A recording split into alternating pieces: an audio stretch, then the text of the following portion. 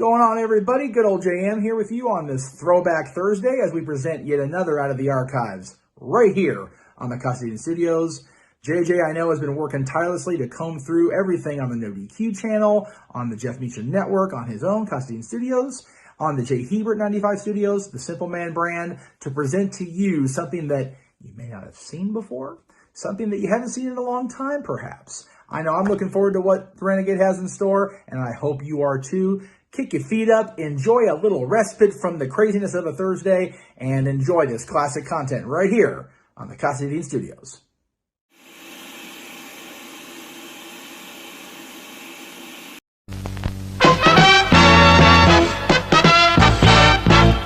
And now, preview time. So let's take a look at what's coming your way.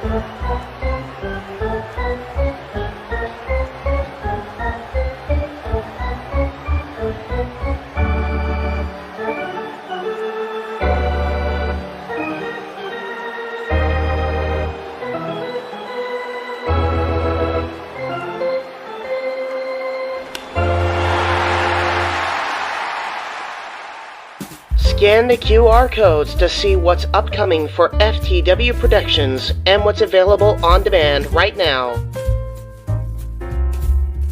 Button Master Stable Wars entire playlist.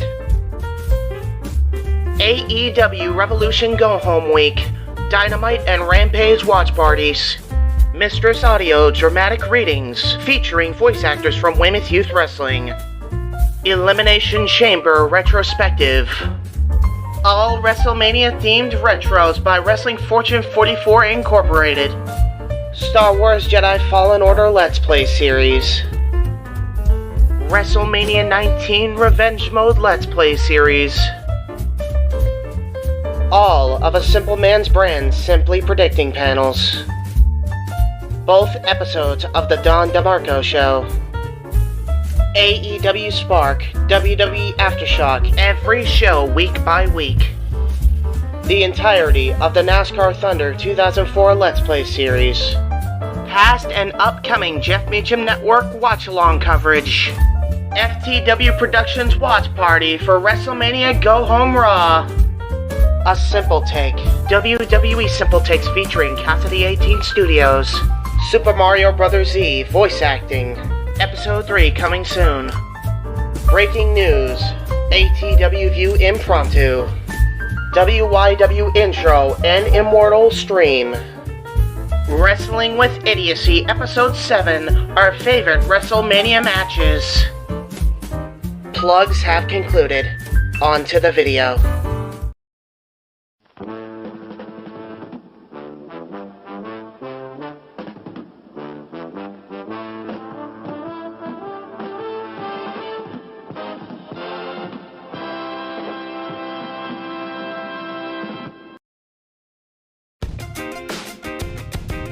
Casa D18 Studios, an affiliate of the Jeff Meacham Network, Multiverse of Media, proudly presents this retro content from J. Hebert Studios. In 2019, Michael X won the Wrestling Rundown Championship, taking the world by storm. But then, the virus attacked. These men promptly escaped from mental insanity by talking about the nerdiest shit on the internet, filmed in the Massachusetts Underground. Today, still wanted by the people of YouTube, they survive as nerds, weebs, and dorks of fortune. If you have an obsession, if no one else can talk, and if you can subscribe to them, maybe you can hire the Indy Force.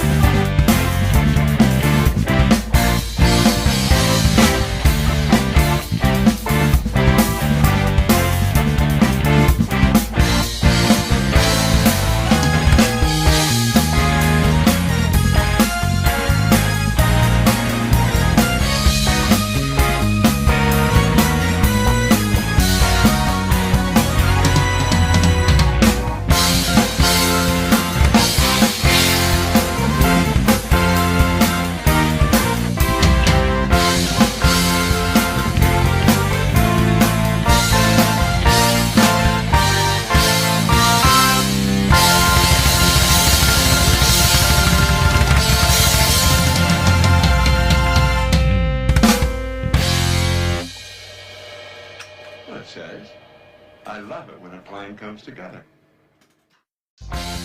Ladies and gentlemen, welcome to a new edition of the Indy Force. This is episode 6. And we have a new guest today because Casey could not make it. It's fucked up face Rob Van Dam. We actually have the multi-reigning wrestling rundown champion and longest reigning as well, John Tuddy. Say hello, John. What's up? I'm sorry, I was wrong. It's actually Van Dam. Take the dick out of your throat. that was gargling balls material. Holy shit! What? Am I supposed to not say his accomplishments here? No, I'm not saying that. I'm saying the way that he fucking brought himself in was sup. And I'm like, what the fuck? And it looks just like that sounds like something that RVD would come up with. That's what I thought. That was the joke. Yes. So wow, yeah. So instead of John, we actually got Van Dam, guys. It's a win-win. So it's Van Dam doing the Shawn Michaels impersonation. We got to get this right. Okay. You know. Anyway, let's continue. Let's get started. Ladies and gentlemen, boys and girls, welcome to the Indy Force. We are at episode 6. Yep. 6. Episode 6. So, guess what we're going to be talking about? Let's see if somebody can get it in the comments. Well, you're wrong. Okay, except for maybe that one guy. No, not him. The other one. No, the first guy. The guy that did it after. Yeah, that guy. Or girl. Shocking. WWE is forcing their workers to fucking work on TV tapings. Nikos, read the article if you could, please. Yeah, let me just pull it up. Because we've been covering the story as it developed. It has been. We're like the one news network that has been covering it when not a news network. No. The other Wrestle Talk has, but and other wrestling sites have, but I don't think to the level of truth that we do it at. which is like, this shit's kind of fucked. And we've been covering the story since like the first day, and we've been up to date on this like nonstop. So there you go. But yeah, ProWrestling.com. Nikos, take it away. Sure thing. So this article was posted by Mike Kalam 2 or 3 days ago. And it's called WWE Employee Tells Florida Officials They're Being Forced to Work TV Tapings. WWE Responds. Due to Tuesday's Board of County Commissioners meeting in Orange County, Florida, a public comment was read from an alleged WWE employee referred to only as John. Not you, John, the other John. Yeah. The comment, as first reported by... You sneaky RVD bastard. He's our whistleblower. I am the wind caller, and I shoot monkeys now. I mean, John, I knew you were busy, but I didn't know you went to frickin' Stanford. I mean, holy shit. Let's be real. I think we all need to go to Stanford at this point. No. It's a coup. Listen. I don't want to go back to Connecticut. I went to Connecticut. There was a zoo. That's all I remember about Connecticut. Was it WWE headquarters? No. I mean, there was this big baboon with huge tits, so I mean... Oh, you saw Stephanie. Okay. Whoa! Am I wrong? No. What? You okay? Moving on. The comments, as first reported by John Alba for Spectrum News 13 in Orlando, read as follows, quote unquote, "My employer, World Wrestling Entertainment, aka WWE, is forcing me to work the TV tapings for its weekly shows despite stay-at-home orders for coronavirus. I am unable to speak out as I need this job, and I know I will be fired if I approach my higher-ups. Despite precautions, we cannot maintain social distancing and have to touch other people. I request the government to shut down these tapings and enforce the stay-at-home order so my colleagues and I may follow social distancing rules without fear or repercussion of losing our jobs." WWE has issued the following statement in response, quote unquote, "These accusations aren't true. Employees know they can confidently go to human resources, not the public. Notwithstanding..." That's where the sentence fails. That is where the sentence fails. That is. Let me explain. Who does human resources usually have to contact for specific manners? Corporate. Yep. What does corporate usually do if somebody goes to human resources and make a complaint? Fire their asses. Yep. So, notwithstanding the appropriate protocol, no one would be fired if they were uncomfortable with their surroundings. We've made accommodations for individuals upon request. And below that, there are tweets from John Alba saying, "I will have a development on the WWE essential business situation in a couple of moments. Stand by." And he retweeted, "At Tuesday Orange County Board of County Commissioners meeting, a WWE employee named John submitted public comments. They're being forced to work, quote unquote, TV tapings despite stay-at-home orders. Says he's unable to speak out and feels he will be fired if he approaches his higher-ups." Which is honestly, he's right. Well, I mean, look at what happened with Roman Reigns. They've completely stopped mentioning him. Well, it's not even just him. That's a corporate problem to begin with anyway. I mean, I worked with a bunch of people that worked in, you could say the retail / grocery side of things. You go to human resources, they're going to just be, we don't need to worry about that complaint. Or that complaint is all the way over here. You can just push it over there. Don't worry about it. Or it gets to the point of, get the fuck out. Go. Screw it. And you're like, what did I do? I was just, listen, I'm sorry that my manager keeps touching me inappropriately because I'm a woman. Yeah, John, what about you? What do you got to say on this whole matter? Because I know you haven't really kept up with it for good reason creatively, but this is a whole new situation, obviously, in these times. As someone who is deemed as an essential worker and has to go into work, I'll say that giving entertainment, and I'll put that in very high quotation marks, should not be essential. No. Wait, hold on. How high? We're talking about like here, or we're talking about like Like up here. I can't see, so I don't know what you're talking. Just saying, like, it's above my head. He's doing air quotes. Like, is it entertainment high above or a little bit like on the typical high? Like, is it that? Listen, it's either here. Is it it's either here or it's all the fucking way up here. Yeah.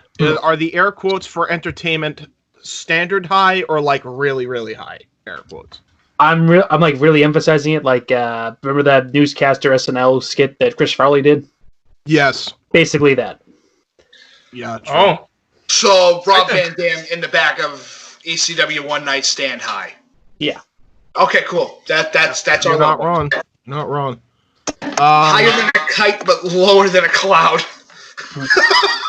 You know what frustrates the shit out of me too. What?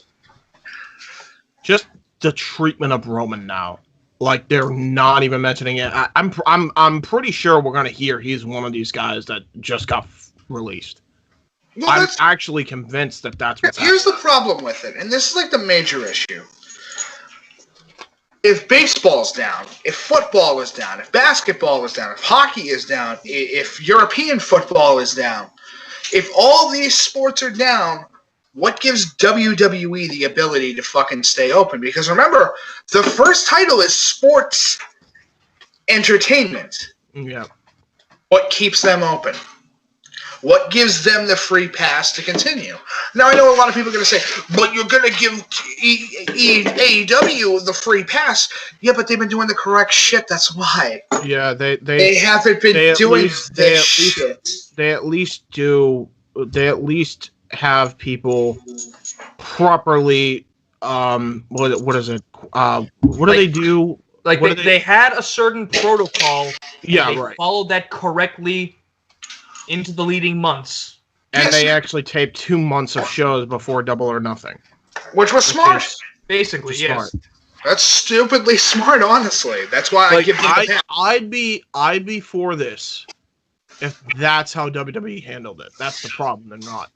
No, they're being dicks about the whole unnecessary. They are putting them at an unnecessary risk.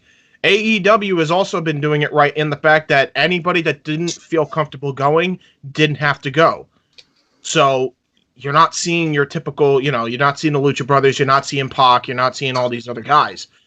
I'm sure a lot of that is also due to travel restrictions, but even then, like I know certain people don't have travel restrictions. They could get a private jet to go to freaking Georgia if they wanted to. But Tony Khan didn't force them to do it. No. And that's why Tony Khan beats Vince McMahon. Yes, by a landslide. Actions speak louder than words here, but and that's and this leads into my point. Are we really shocked that Vince is this fucking anal about it? I mean, we're talking about the same guy, which has now recently come out, and we'll get to it later on when we talk about the Vice documentaries that pretty much gave hush money allegedly to allegedly to halt the Jimmy Snuka case and get him cleared. So, does it really shock anybody at this point?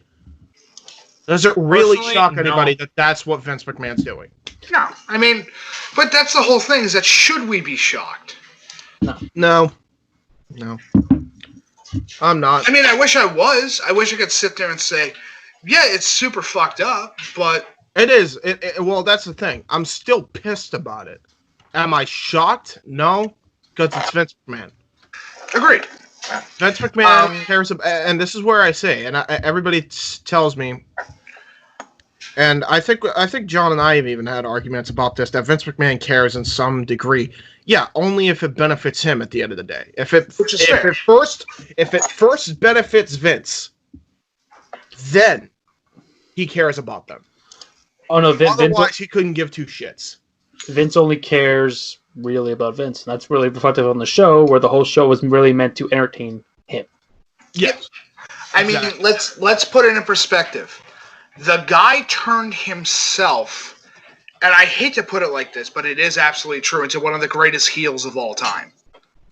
And now he's lost in his heel persona and almost. Absolutely. I can't even say that. He's always been that asshole. I was about to say, oh, he turned into that. No, he's always been that way. No, it came out more when he was heel Vince McMahon, where he's hiring women to make out with him live on fucking television to get his ego up there because, let's be honest, his wife is what the equivalent of a bat hitting a stick at high velocity on a fucking way. Wow. The ugly bat. She is not an attractive woman, and I'll be honest, she's not. I'm surprised attractive is even in the adjective. No, attractive isn't in the adjective. It's the only way that you can describe everybody else that isn't Linda McMahon. It's like you know when they say the apple fell far from the tree? Well, this one was run over by the fucking lawnmower. Facts. You know what, though? I still feel bad for her considering she didn't deserve what she got. Yeah, but she signed up for it. Listen. Now she has. Listen, when it first happened, and you sign up for the platinum card. When you sign up for the platinum card, you get all the fees that are upon that platinum card. Yeah. By the way, Mike, you might want to move your camera a little further down because you're. Oh no, I'm sitting I'm slouching down in my chair. That's what's happening. Okay. Yeah, it's like over the course of time, I'm slouching down. Hold on, it's because my back support is all fucked up. There we go. So I'm sure. So that's unanimous then. Is that Vince is basically the moral of the story of this article is don't be a Vince McMahon. Yeah, Vince is a terrible person. Great heel. Is that unanimous? Yeah, honestly, I mean, my only devil's advocate. Unanimous with you. Do you think he's a terrible person?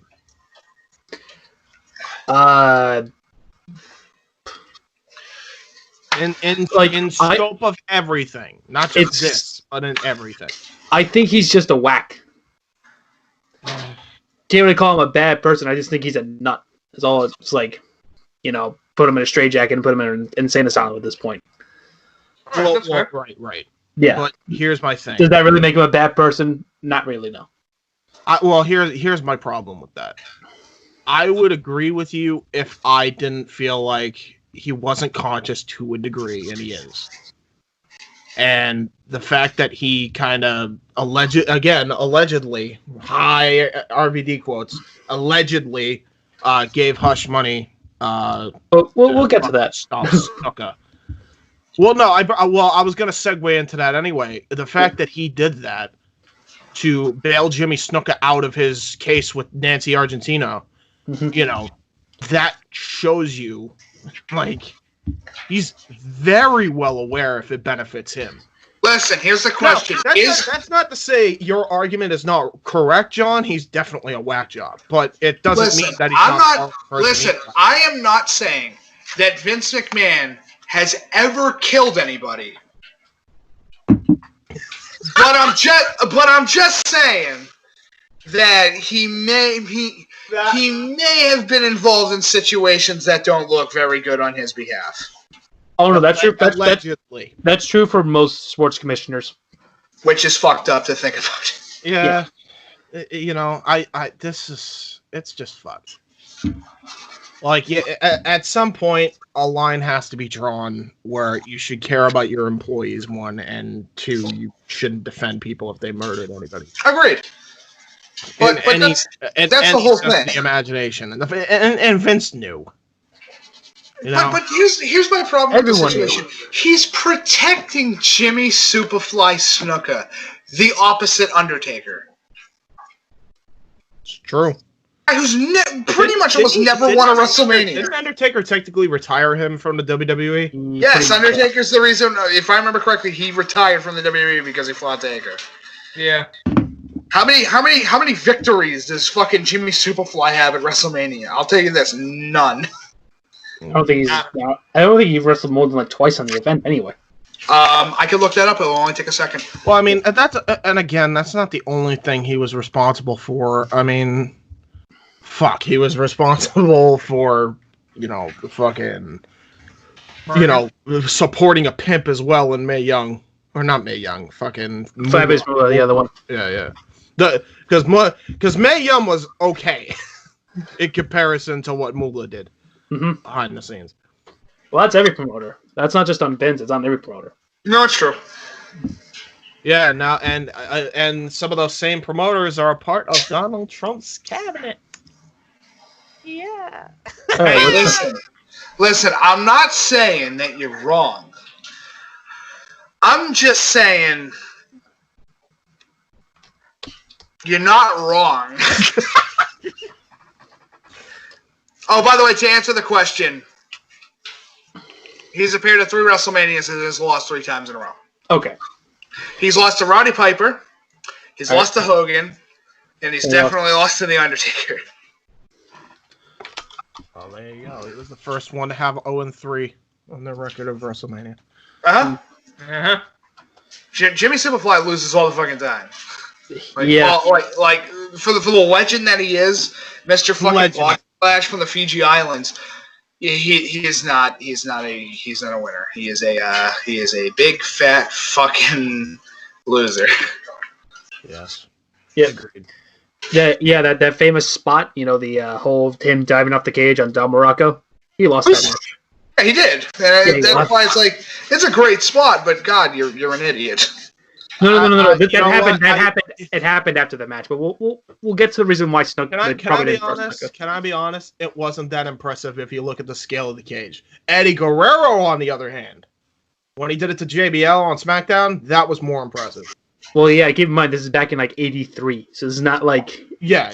I know. I'm pointing it out there. Like it's still relevant that Eddie Guerrero's frog splash from the top of the cage was better than Snuka's. Correction, Mankind's was the best. Yeah, it was. Mankind hit a table. Yeah, but it was considered one of the greatest spots in wrestling history. But he did. No. The table put so many people over, though. Elbow drop from the top of the steel cage. No, I'm talking standard steel cage. I'm not. Yes. I'm talking about Hell in a Cell. No, he did. Mankind rips open the shirt, just like Snuka, and jumps from the top of the cage and hits an elbow drop. I remember this match because it was one of the first matches I ever watched. Oh, I know what you're talking about. Yeah, I don't know. It's up there for me, but I don't know. Eddie Guerrero was more physically impressive and also a lot more risky considering he legit jumped off. Then I'm sorry.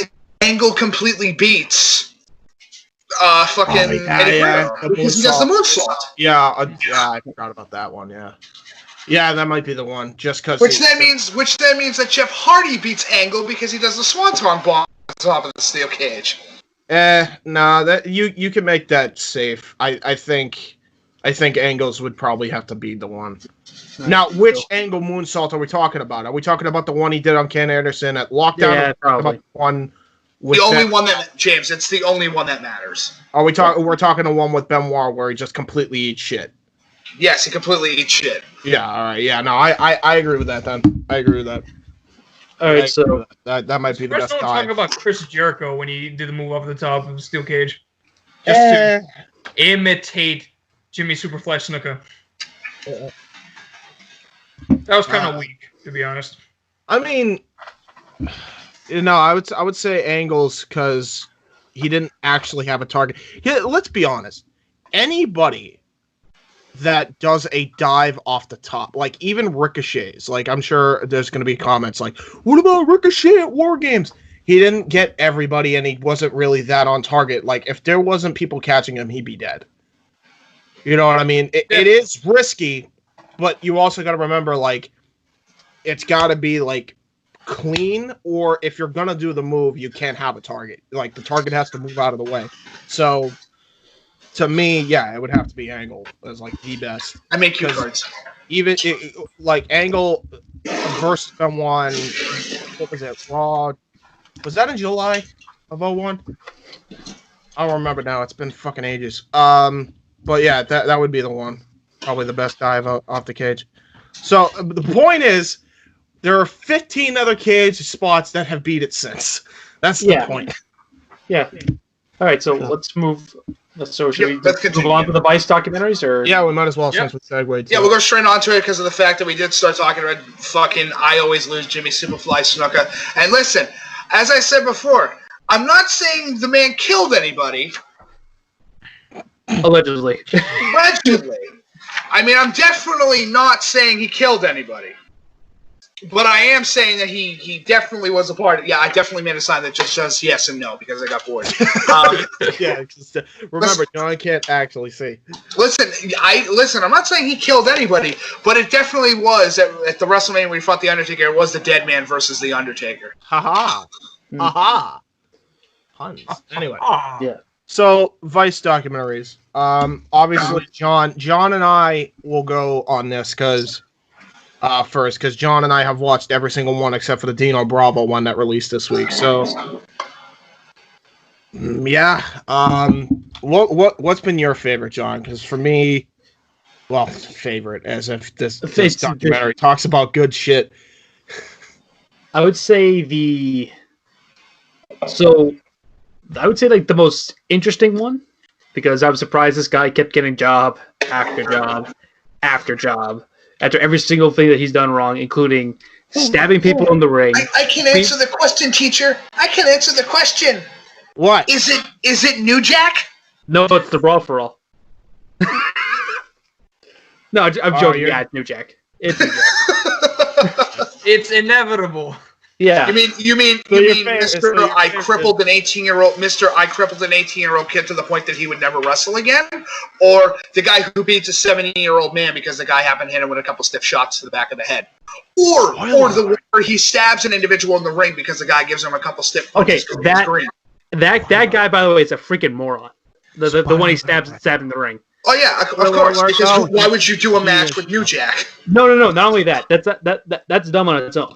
But New Jack goes to prison, and he comes to him in the prison and said, "I'll drop the charges if you want to do a program with me." And New Jack's like, "Yeah, sure. Drop the charges first."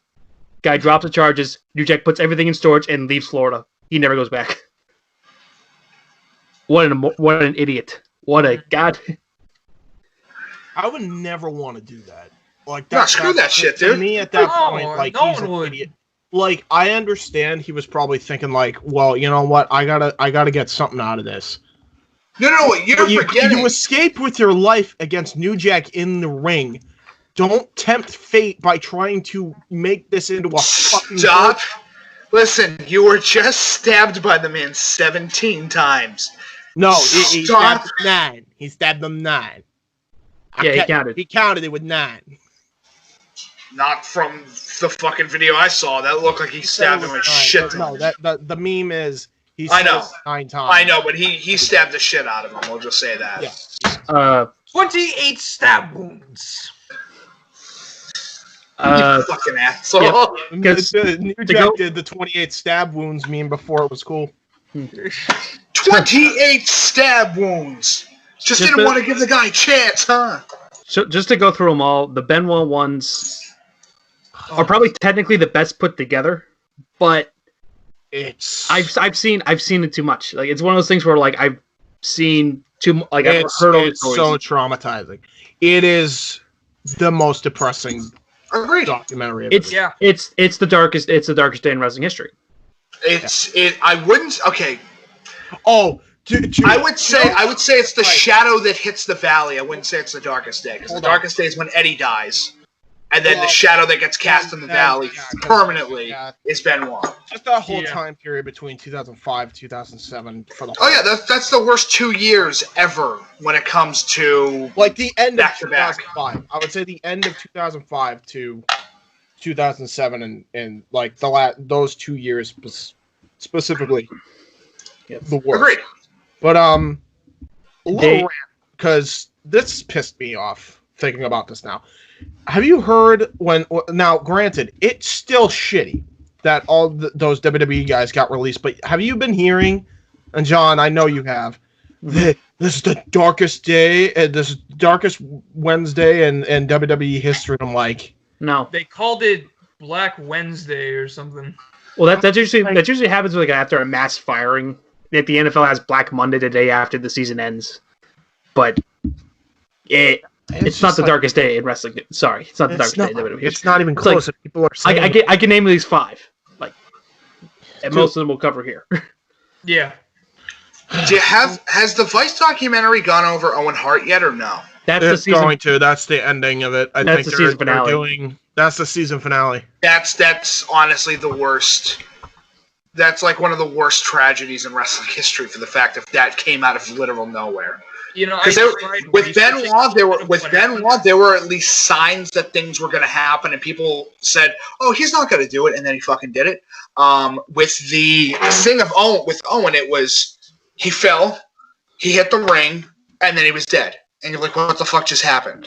Right. Did he hit the ring or did he hit the turnbuckle first? Turnbuckle. I've heard he's hit the ropes. I heard he hit the canvas. I've heard he's hit the turnbuckle. That's exactly how it happened. I've heard, as I've said throughout history, that it changes all the time. From what I've heard, he hit head first on turnbuckle. His neck ricocheted, and he was paralyzed and dead within a minute. Because I've been trying to find videos of this, and WWE would never leak. You will never find it. No, exactly. You are no. Nico's looking for a needle in a fucking. You're looking for a piece of hay in a needle stack. It's not going to happen. True.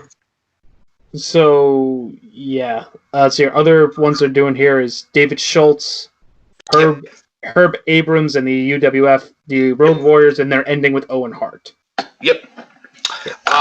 Specifically, are we talking about the Road Warriors and specifically Hawk and how I think they're mainly covering Hawk. I think that's what they're. I think that's one of the saddest ends of a wrestler's career. Honestly, we could go over it really quick if you guys don't mind. We're talking about the Legion of fucking Doom. We're talking about the Road Warriors. Like the great tag team. You know what? I will say it's one of the. I wouldn't say it is because he did get a little bit of redemption, and the moment I'm talking about is, I'm pretty sure they came back to Raw in 2003 to fight a tag team. I don't know if it was the Dudleys. Was it the Dudleys, or was it La Resistance? I don't remember. LOD 2003, you said? Yeah, it was 2000. I know it was 2002 or 2003. They had like a one-off match on Raw. They would. No, you're looking at 2000. No, it couldn't have been 2003. No, it wasn't 2003 because then Hawk dies. There's the Hall of Fame thing. I know that they fought Rob Van Dam in 2005. In 2000. It might have been Van Dam and Kane. It probably. Hold on, let me take a look. I think it's Van Dam and Kane. Is it? Those were probably the tag champs at the time, or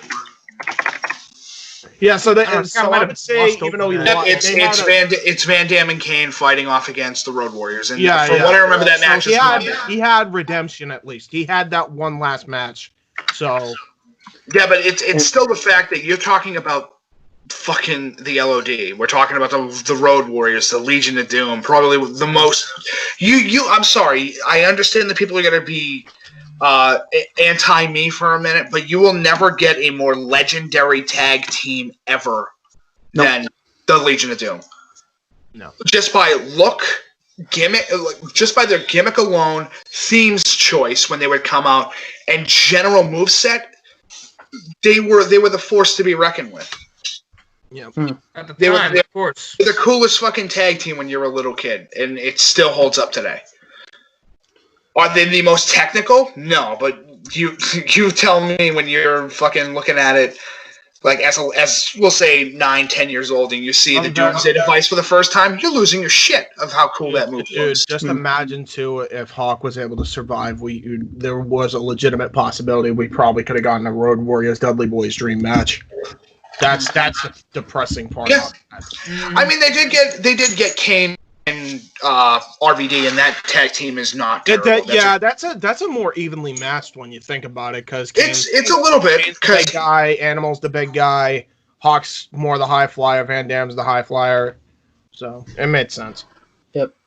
Anyway, that's beside the point. So yeah, it started with Benoit, which is kind of obvious. That was the one they were going to do first. Yep. Yeah. Yep. Then went to New Jack, which. Holy shit. Yeah, I mean, it got me to watch some of his Smoky Mountain stuff, his promos and stuff, but that was great promo work. He's he ain't good in the ring at all. No, he is a talker, and that's all he can be. Yep. The man is literally a one-trick pony. He's not worth the time. Also, the highlight was the Sandman. They got the Sandman for this, which was perfect for where they found him in a bar. In a bar. With 1 foot in the grave. Pretty much. You would be when he foot in the grave because he comes back.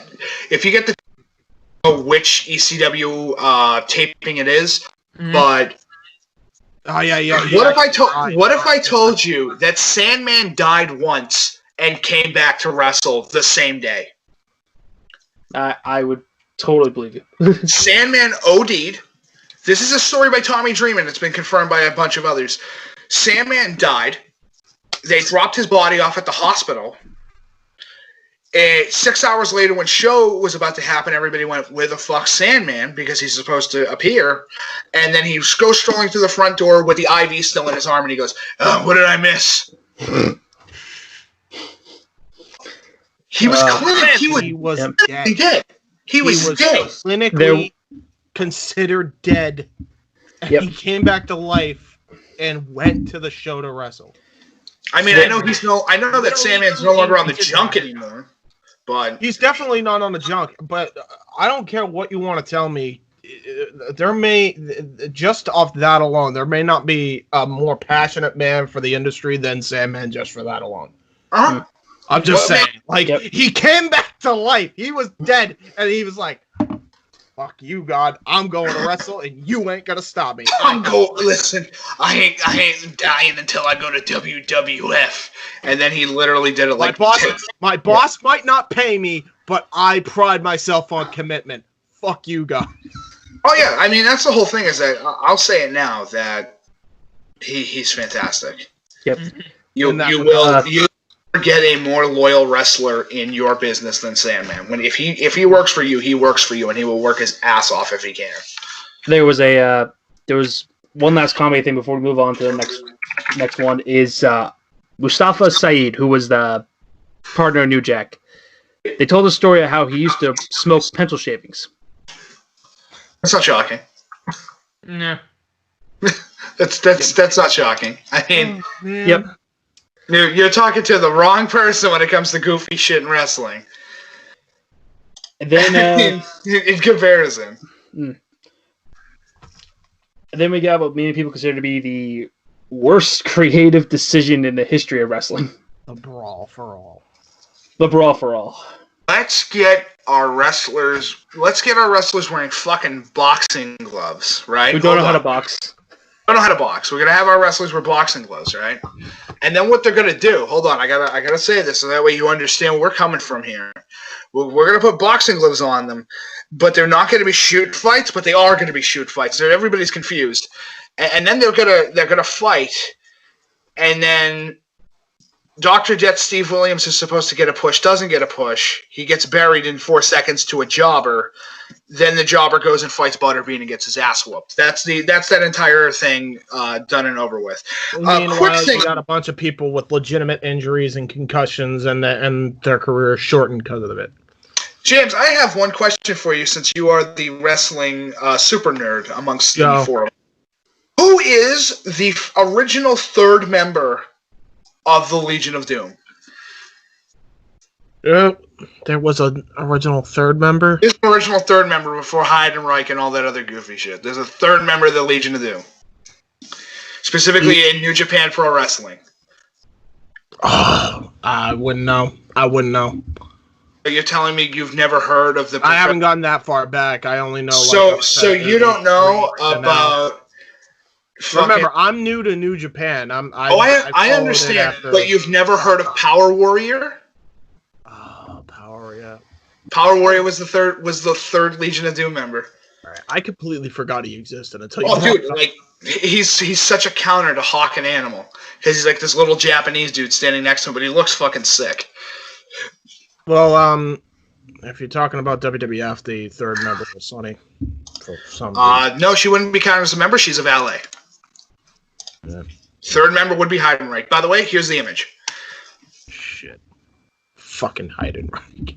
Fucking Heidenreich. I would have remembered this dude. Yeah, Paul, he's super sick. Why is he in green? Because he wanted to be different. James. What the fuck? Why is he? Okay, sure. Yeah, All right. Power was literally being the third member of the Legion, and then after he left, he just continued doing his stuff in Japan and is super fucking sick. There's Hawk, there's Animal, and then there's Power Warrior, and he's fucking awesome. He's such a cool wrestler, honestly. Very cool. Anyway, that's I put him on my top 10 list, but I don't know that much about him. But I know he's really fucking cool. From that I remember. What other documentaries that have been released? There was the only one was Snuka. The only other one Snuka. Yeah, so Snuka one, and then we'll get to the Dino Bravo one obviously on the next edition. Yep. But yeah, that was those documentaries. Basically, the whole reason why the Brawl for All happened was just to give an excuse. John talked about it off air for Vince Russo and Jim Cornette to go after each other again. That was basically it. It's a terrible fucking business idea. Let's do boxing because we had fucking Muhammad Ali appear once, and then we had Tyson. We had Tyson. No, not just Tyson. You got to remember, Mr. T and fucking Roddy Piper had a boxing match. Oh yeah, that. Yeah. In a boxing match, except the problem is both of those gentlemen were boxers. Yep. So. The Brawl for All proceeded to get no one over. Everyone got hurt. Mm-hmm. And proceeded to kill the career of Dr. Death Steve Williams. Uh-huh. And not just kill the career of Dr. Death Steve Williams, almost make JR quit. Literally almost make JR quit. Like, straight up give the... Yep. So... And then they had draws on the show, too, which was kind of sad to see. And he's in high spirits, so that's always... He's okay, but let's be honest, it's... it's not the greatest thing in the world. So did they cover the Von Erichs? Yeah, they did in season 1. Okay, yeah, so they covered the Von Erichs. We're on season 2 now, so they covered the Von Erichs and they covered a bunch of shit in season 1 prior to this. Yeah, because I know that they covered the Match Made in Heaven, which would be Macho Man and Elizabeth. I know they covered the Montreal Screwjob. They did the killing Bruiser Brody, which shocking. Mm-hmm. And I know that they did the mysterious death of gorgeous. I think it's Gino. Gino, yeah. List more as well, but yeah. So I know that the last one is the assassination of Dino Bravo, which is shocking. Yep. I'm trying to remember. There's one more fucking story that I'm surprised they're not going to cover, but I don't remember what it is. Again, I don't expect them to cover everything. They're probably saving a lot of the shit they're covering for season 3. Jeff Hardy. Victor Road. That's got to be one. Dude, the fact that he's still wrestling now after his last... I would have just forced him into retirement after that. Like, honestly, at that point, he's a liability to his family, and then he's a liability to our business. I gotta let you go. Is he still working for WWE? I think so. Why? I think they're gonna cover the Magnum TA car crash. That's season 3, I think. They're definitely gonna cover that in season 3. Because I know that there's still the death of Andre, which everybody would fucking love to see. The death of Brian Pillman. There's fucking D'Lo versus Draws. Well, they talked about that on the Brawl for All. So okay. As an episode. I highly doubt they're going to cover the death of Eddie Guerrero because that thing's been covered. They did that with. They already did that in the Benoit documentary. Really, they already did that quick. I'm shocked. Yeah. In part 1 of the Benoit documentary, it goes over Eddie's death and how it affected Benoit and everyone else in the industry, and then. If they're doing the Vice documentaries, then guess what they get to cover if they decide to do it? Steroid abuse. The steroid trials. I guarantee. That's the last episode. You that's gonna be on the end of season 3 if they do it. That has to be the end of the whole thing because it's like you can put prescription drugs, alcohol, steroids, fucking that's all in one category. Let's be honest. Since we're on this topic, obviously, since we're kind of just haphazardly going over the Vice documentaries and we kind of just covered everything, we already talked about obviously the Snuka stuff. That's pretty much done, and we're not going to spoil everything. I would highly recommend anybody check these out. Let's just make sure we all agree on this. He killed her, right? Yes. I think we all agree on that. Okay, Yeah, yep. wait, 100%. 100%. He's a fucking murderer. I'm not saying, listen, as I said, I'm not saying that he killed anybody. Let's get that out there. I am not saying that Jimmy Superfly ever killed anybody, but just so John knows, the man guilty? I don't think he. Again, John is the man guilty though? I'm not sure. He's got the. I fucking love this stupid sign gimmick. It's super he funny. has a yes sign and a no sign. Yes and a no sign, and one side says yes, one side says no, and my God, I feel like I'm sign guy Mikey. Okay. So side talk on documentary. Sign guy Mikey, fucking kill me. Hey, you're like sign guy Dudley. Hey, that's the joke, dumbass. That's the joke. Should Chris Benoit Jr. exist? Obviously, this was a You mean David Benoit? After David talked about it, and he wants. I think. Well, it wasn't on the Vice documentary itself, but I did watch his interview with Chris Van Vliet right after, and he said he wanted to go as Chris Benoit Jr. and No. I'm gonna kill you. I hate to put it like this, and I understand. His father had several mental issues. There's not much that could have been done about that situation. But if he's going to go as anybody, it would be one thing to go as Pegasus Kid. It is another thing to be literally called Chris Benoit Jr. I don't even. If he's gonna go as anybody, I think he should just be David. I understand that his father is his hero, and he, But his dad murdered his son. He killed his brother and killed his mother. It's stepmother. Sorry, yeah, stepmother. I'm sorry. It's nothing against David, but so Chris Benoit Jr. No. David Benoit. Yeah. How about just David? But he has to go. I don't. You know what? No. I think he should at least keep the last name Benoit. I think if there's going to be any sense of healing for anybody that went through that, you need to have him be David Benoit. I don't think that he should. I think that he should go by his own name. Yeah, 100%. They're gonna know who he is. Exactly. They're gonna know who he's gonna base his wrestling style of. And that's fine, so long as he doesn't adopt the fucking diving headbutt. I'm gonna say right now. I'm gonna say this right now. The diving headbutt should be the rarest move in wrestling, and never should be done. I don't even think it should be rare. I think it should. Let me put it like this: the only time you should be able to do it is if you put a helmet on in a hardcore match. That's even then. Your brain still rattles. It doesn't matter what protection you have. I agree. I'm just saying it's like at least it looks. I mean, let's be honest, even scarier than fucking. Yeah, fine. Once every 4 years, if you're doing a hardcore match, fine, diving headbutt. Other than that, fuck no. Yeah, fuck no. As far as David being in wrestling, the only place that will ever accept him is AEW. I'm convinced. Definitely. No way. Of course.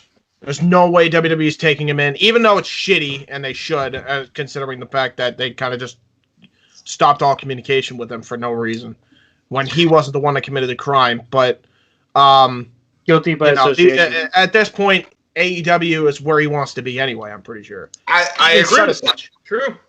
Honestly, I hate to put it like that. The last show he was at, like in years, was that was AEW Revolution, right? He was there. Yeah, he was there with Nancy's sister. I'll say this, and I know I'm going to get some flack for it, but he should go to AEW on the principle of what that company did to his dad. Yeah. WWE did not help that situation. Yeah. Or have that man psychologically tested after every couple matches he was in. Yeah, anybody that wants to say steroids didn't play a part, it did. I'm not saying it played. Oh no, it's a combination of mental fucking disorder and on top of blows to the head, abusing alcohol, the death of Eddie, everything. Yeah. And plus, no one helped him. No, nobody helped him. 2 wrestlers. Yeah, well, not even 2 wrestlers. He said he pretty much shut down. He was only writing in his book, and yeah, it was bad. Jericho called him a hermit. That's basically what he was, like, for like the last 2 years of year and a half of his life. Yeah, and it makes sense because at a certain point, he was going through the stages of grief. He thought 6 months he should be able to recover, but he lost. Honestly, the guy who's fucking, you will never, if you go through WCW and WWF, you will never get a more iconic versus than Eddie and Benoit. No, never. Iconic matchup ever. These guys would fight for hours. Literally, there's literally only one that tops it, and it's Angle and Benoit. That's it. Yeah, and that's because Angle and Benoit were able to do something completely out of the box with all their stuff because they were so similar in style that you were getting something that's unique. Dude, he's the only wrestler, fake or real, that was able to blow Kurt Angle up in his prime. The only one. The only one. This guy's a 1996 Olympian. We're as I've said before. I will say that people are gonna know the legacy of Chris Benoit even if they want to shut it down. So if David goes into AEW, they're gonna know who his father was. That's the shoes he's gotta fill. And don't. He blew up an Olympian here. Listen. So fuck. Do not turn him heel. No, definitely not. Don't do it. He comes into AEW, he's baby. Don't you fucking dare let MJF or anybody he's feuding with bring up his dad. Oh, for sure. Yeah. Oh, no, if it was WWE, he's definitely sure. Oh, not at all. WWE, they would relentlessly bully him. I'm sorry. Was I the only one that saw the WrestleMania match between fucking Edge and Orton and saw the fucking hanging? Yeah. I'm sorry. Was that the only one that saw that? I'm sorry. Was I high? Yeah. How come everybody else that tells you all you need to know. And by the way, again, we're not saying Edge and Orton intended for that to happen. We're blaming more Vince on that because it's a taped show, for God's sakes. Edit it out. Yeah. So at least, we talked about segment. If you want to do a segment on your show, do not do specific things that have already been said in a documentary that makes your company look like shit. Shouldn't have done it, period. Even if the documentary never came out. People were going to know what that symbolized. Especially after the Vice documentary. Especially the two people. It was not even a week after, for God's sake. Especially not even a week after. It was like immediately after that people realized what was going on. Honestly, it's immediately during. If you're a wrestling fan and you care about like knowing the facts about situations, you fucking know what's going on. Way before anybody else did. Let's talk about, obviously, David. There's another thing that he said. I agree with what he said in the Chris Van Vliet interview. So I watched that right after the Vice documentary with Benoit and him being on, his son being on. He said he's in talks with Our Lady's Peace to use his father's son. I actually agree with this for the same reasons I said he should keep his last name. Because if there's going to be any healing, I don't think the band should suffer. They didn't commit the fucking crime. David did not commit the crime. And if David is the one that comes out to Our Lady's Peace, I think it would be a heartwarming fucking story if he ever showed up in AEW. I think that would be awesome. I think that'd be really cool. He gets a good reaction from. Listen, 100%, dude. If it's in Atlanta, especially, do you realize how fucking major that pop is gonna be if he ever comes out with that song and he makes his debut? That'd be huge. That'd be one of the highlight moments in AEW history if they were somehow able to pull that off and get, I hate to say it, but you know it's literally the most iconic theme. It's one of the most iconic wrestling themes of all. Dude, as soon as you hear that, you're like, oh fuck, things are gonna happen. It's dude, I would love that, dude. I'm not even gonna lie. That song's so good. He better adopt a crippler. Honestly, he better adopt a crippler. I wouldn't adopt a crippler. I would have completely adopted the crippler. No. He doesn't need to adopt everything Benoit did. I'm not saying adopt everything.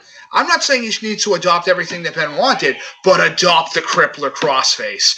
Bring that shit back to it. It's definitely the crossface. I'm 100%. That fucking move is the deadly. It looked like the deadliest thing on the planet when I was a kid. It's the coolest. It's the coolest looking fucking submission move ever because of how fast he would apply it.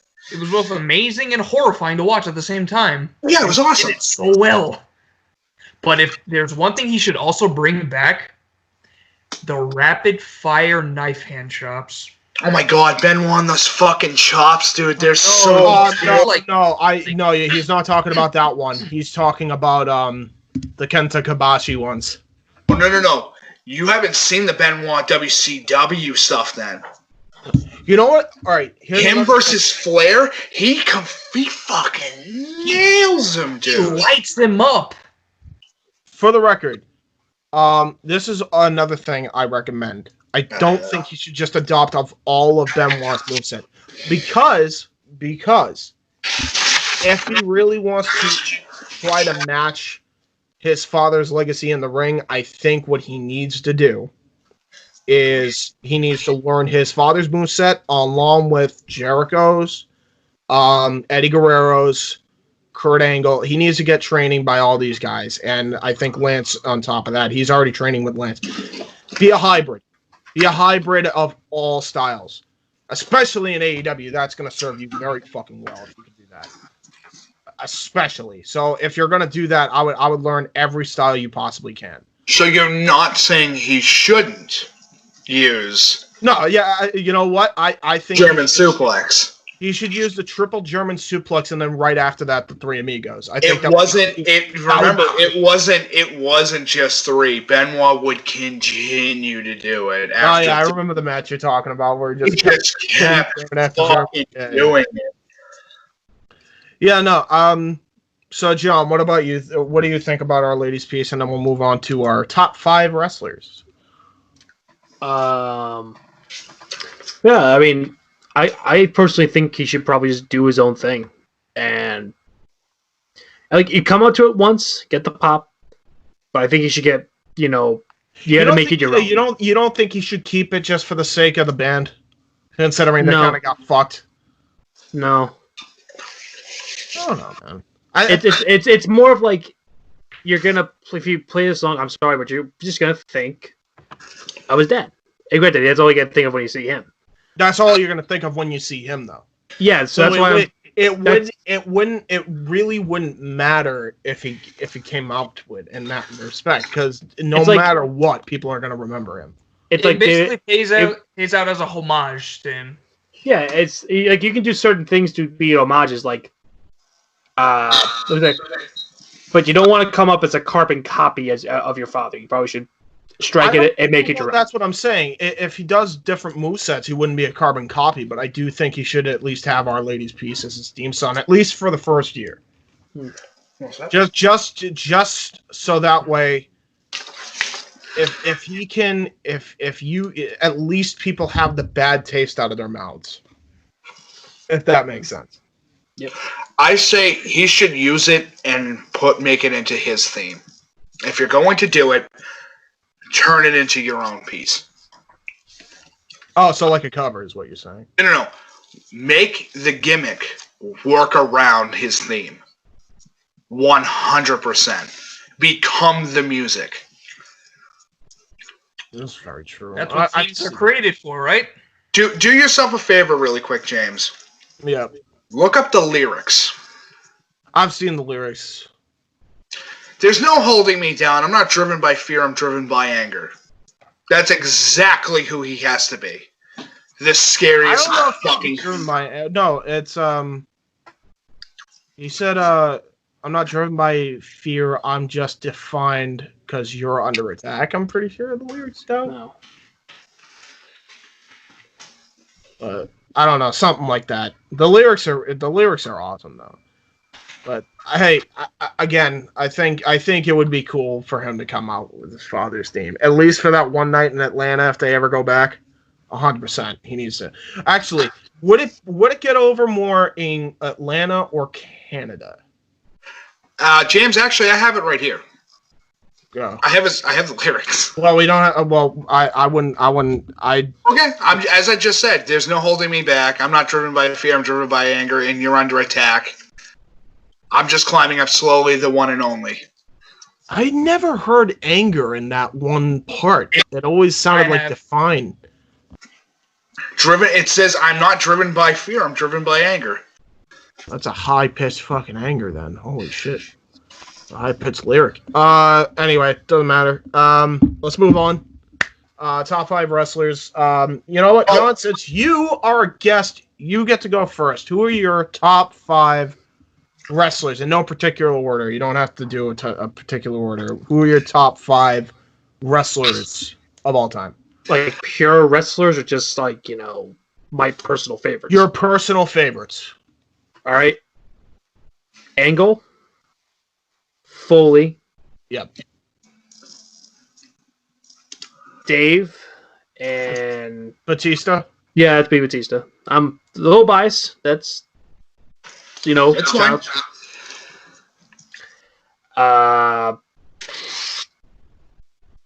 I really grew to appreciate Brett and Joe. And Samoa Joe? Yep. Yeah, that's fair enough. That's a good 5. That's a very good 5. For me, Mike, you have it because I already forget some of them, but I know they were my 5. I did have it, and then you told me to fucking send it over to you, and then they all got deleted, and I went, awesome. Right. Okay, so I have to jog my memory. Well, fuck it. I kind of know what they are. Number 5, I believe was Kazuchika Okada. Yep. Number 4 was oh man, was it? Fuck. See, this is why I think it was Angle. Number 3. I don't remember 3. I got it right here. Number 5, Kazuchika Okada. Yep. Number 4, fine. The Rock. Yep, The Rock. Yep, Number The Rock. 3, Eddie Guerrero. Yep. Number 2, Daniel Bryan. Yep, and number 1 is Rey Mysterio. As everybody knows, I actually switched Daniel Bryan's name to Bryan Danielson when he was the American Dragon, of course.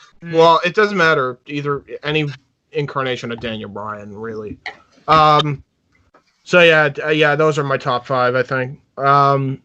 Yep, sounds about right.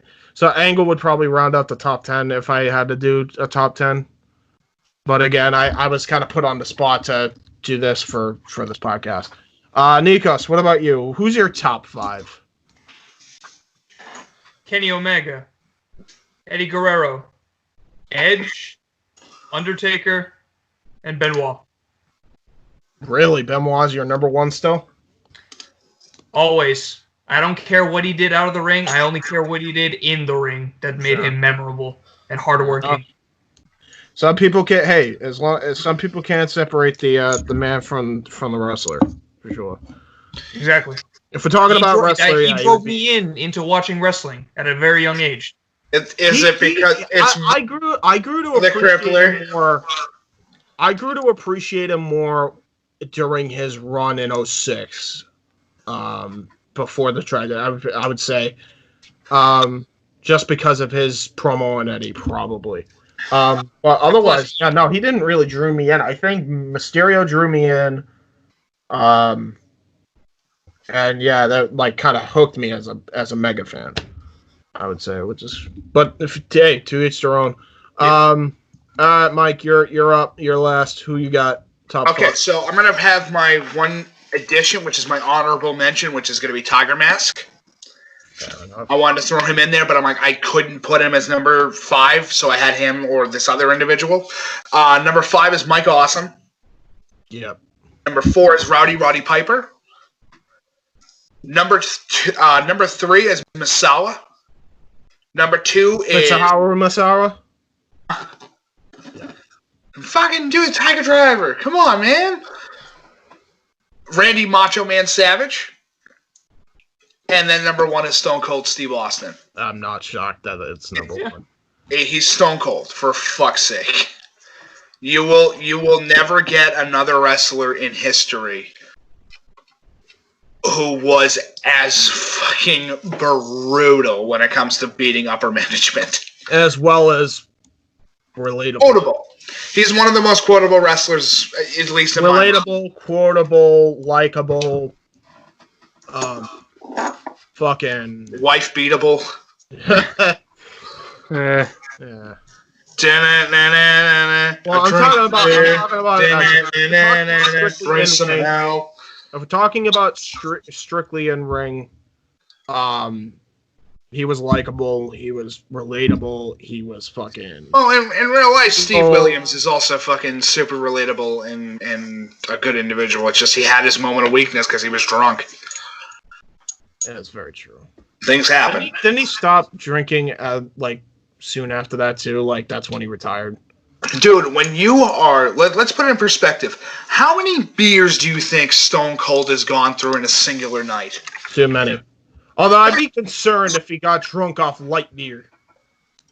Not anymore, dude. Fucking... I mean, he has his own brew. That's all he drinks is his own brew. He does. I guarantee you that's probably light beer, to be honest. Because he was never... The funny thing is, he wasn't that much of a drinker right up until it was I think it was 2001, he started drinking heavily. But he was always drinking the light beers. They always tossed him the light beers in the ring. He never actually drank that much. Dude, are you sure? Yeah, no, it's straight up light beer. Are you? We are talking about the same man who drank 115, right? Yeah, but they still had him drink the light beer shit. Mainly, I know. I'm just saying that. Fucking. Hey, I'm also saying that's legit. He legitimately had him drink light beer. I mean, it makes sense considering you don't actually want your wrestlers fighting. I know. I'm just saying he would go from 6 to 12 in total amount that he's drunk that has been on TV. Yeah, it was all light beer. It was all light beer. Usually it's on TV when it was in Japan. Light beer. I think the only time it might not have been light beer was the Budweiser sponsorship that WWE had. David. The XFL was a fucking thing. Yeah. So usually, I have the numbers here.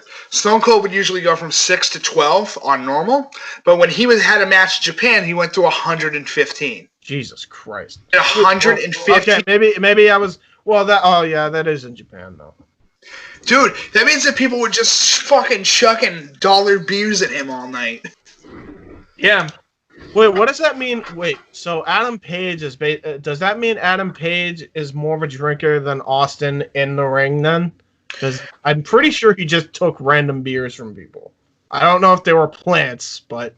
No, I just want to... No, in Japan, because, they have the streamers and shit like that, when Stone Cold would come around, they would hand at least certain members of the crowd beer. But on the first night that he came over to Japan, in the new Stone Cold gimmick, they gave him 115 beers in one night. Jesus Christ. That means people were going up to concession, buying beer, buying fucking cans of beer and coming back. I think I know where... I think I know where Hangman Page got his gimmick from now. Oh, absolutely. That infamous night in Japan with Stone Cold. Well, that's the whole thing. Stone Cold was the gimmick of, hey, I'm the average blue collar fucking worker who, has fucking shitty wrestling gear, who doesn't wear any specific type of wrestling gear, just simple wrestling gear, and chugs beer, likes his trucks, and fucking that whole gimmick. Yeah, very true. Okay. He's a redneck. He's a bionic redneck. Before we continue going off topic, because I want to try to get through the rest of these topics, DC Comics. Now we're moving on to a completely different topic other than wrestling. So now we move on to DC Comics. We've been talking about Marvel a lot, the good, bad, and the ugly. Snowflake and Safe Space. But now we move on to DC Comics. As John goes, excuse me, what the fuck are those? And I go, just watch John just watched Just go back in time. We'll rewind the clock. By the way, this is not episode 6. I realize this is episode 7, like pretty much. God damn it, James. It's whatever. Oh well. I'll edit it in post. I'll do the typical episode 7 in post. But we got DC Comics. So, John, I know you actually do like comics, and I know you like the movies and stuff like that. What is your favorite DC story? I would say they're both Batman stories. Either Batman Year One or Hush. Good choices. Nikos? I didn't really get into comic books that much, but I guess you would say the first comic book I ever owned was issue 1 of The Walking Dead. I'm pretty... No, I'm talking about this DC. Was that owned by DC? No, it's owned by Image. Yeah, owned by Image. DC. No, it's owned by Dark Horse. Well, here's the thing, Nikos. It doesn't necessarily have to be a comic. It could be a comic or a story that you generally like from DC. I remember taking a graphic novels course a couple semesters ago, and the first comic we read that I really enjoyed from DC was The Long Halloween. That's a good one. That's a very, very good story to get through. It's probably one of the best mystery stories that DC's come out with. But yeah, I would recommend getting into it. I think, if I remember correctly, who did The Long Halloween? That would be... story artist. I'll go look it up. I can. Look it up, John. John doing the Googles. For me, so I was never like a comic book guy like Nikos was, and I haven't like looked up a lot. Joseph Loeb. It's Joseph Loeb and Tom Sale. That's the two. Exactly. Yeah. With colors, Gregory Wright, who's fantastic, and that's why the art looks as good as it does. It's super stylized in a dark deco formatted art style with very high shading. It's fucking fantastic if you want to actually read something intriguing. Fair enough. For me, my favorite DC stories. Oh, man. So again, I have never really read comics. I've read some comics, but not. It's fine. Just go over the stuff that you're like, oh, this is I enjoy my favorite, and this is gonna tell you how much of a nerd I am that it's not comics. It would have to be the Justice League TV series, and specifically the cool one, like where they had the fight scenes and shit, not the cheesy one. And they're all cheesy. Yeah, they are. What are you talking about? But they at least it was not as cheesy in that one. I'm talking specifically the one in the early 2000s where it was like not Super Friends. Super Friends is great. Fuck off. It is good. I'm not saying it's not. I prefer. It's good because it's cheesy. There was a little more serious. It's like watching the Adam S. Batman show. It's not terrible. It's just. It's so specific to the time period that it's in. It's fantastic. So it's either that or it's the Injustice. Jesus, one stereotype Batman. It's gay. It's not gay, Robin. Those are pants. These are underwear. What the fuck? Are you sure he would be? I'm not in dungarees. Are you sure he would be opposed to that, considering how gay he was in the Adam West series? I mean, he wasn't gay. I mean, if you're looking at no, listen, the gay Batman... Listen, if there's a meme on the internet, it must be true, okay? Listen, good sir. The gay Batman's 1950 Batman because he slept in the same bed as a little boy. That's pretty gay. That's pretty gay. Pretty fucking gay. By the way, we have nothing against gay. Just pointing that out. It's still gay. It's pretty gay.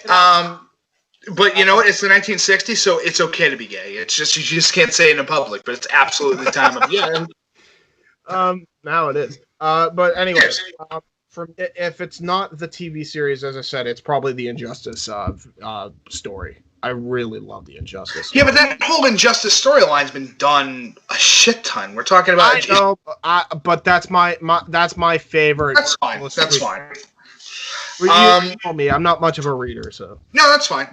So we have The Long Halloween. We have Injustice / the cartoons. John, what was your choice? I said Year One or Hush. So Year One / Hush. Good choice. Fucking, I think it's Jim Lee who does the art in most of those. Fantastic. I would probably say Flashpoint Batman. The Night of Vengeance is also fantastic. Mm-hmm. Batman: The Man Who Laughs. Oh, that's so. I just actually got The Man Who Laughs. Oh, you know what? There is one comic that I really like that I did read, The Killing Joke. Oh yeah, it's fantastic. Yeah. The Killing Joke is a fucking iconic. It's the most iconic comic you ever get. If you want a good one of Batman being a drug addict, go to Venom. Yeah. Batman Venom is where he starts taking venom for the first time because a little girl dies. And he goes, oh, I don't know what to do about the situation. So he decides to pump himself full of venom.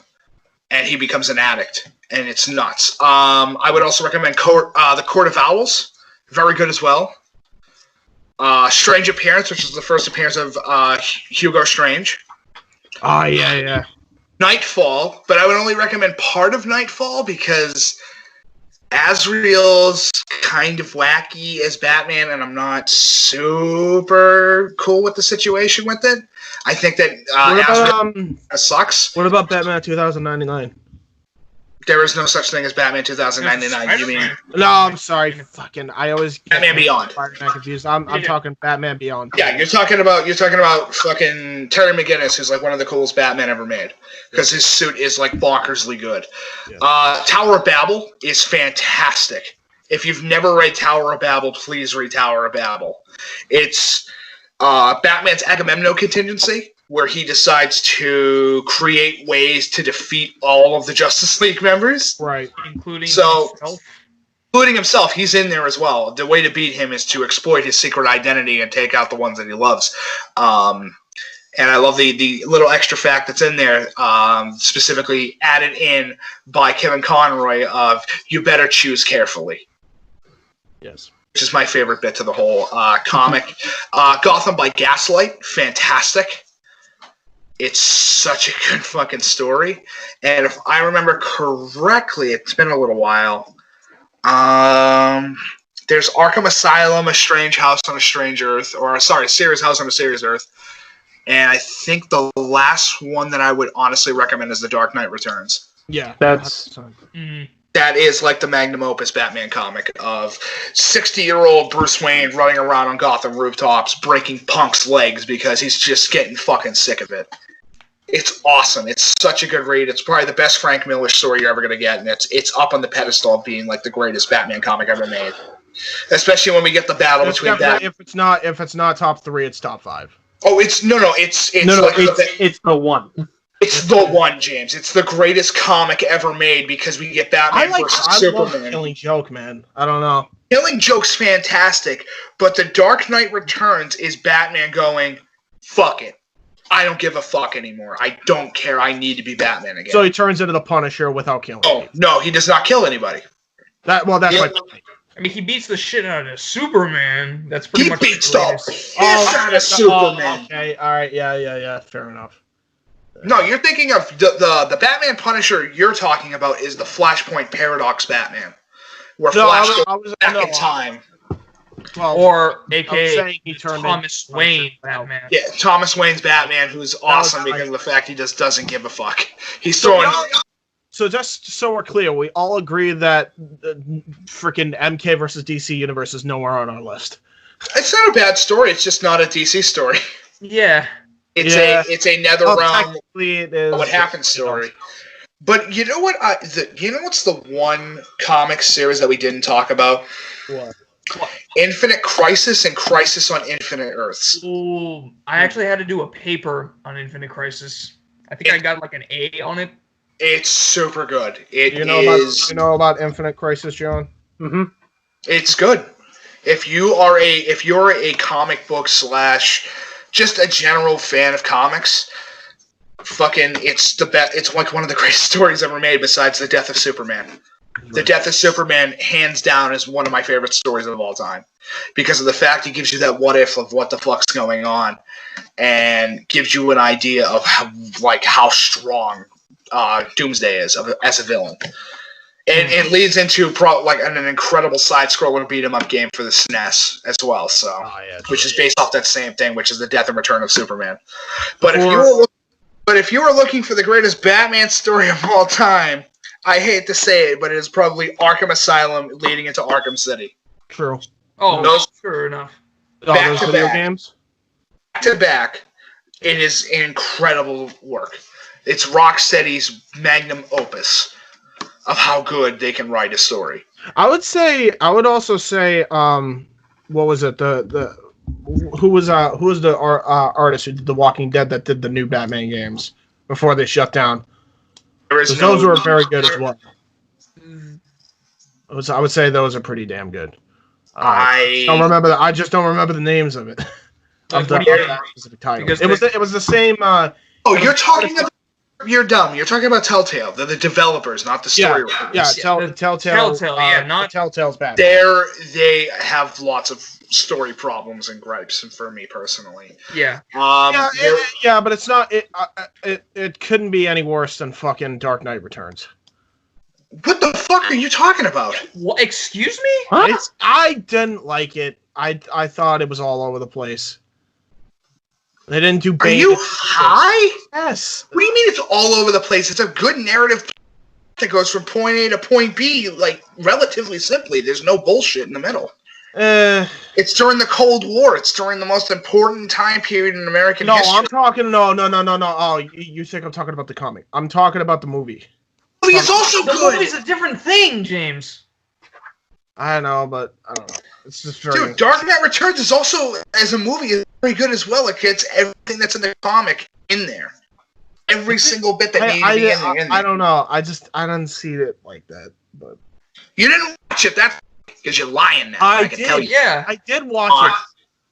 I straight up watched it. Okay, let me ask you a question. Who's the first villain Batman fights in that movie? Then I don't remember his name. You don't remember Two-Face? No, he fought Two-Face at the end of The Dark Knight.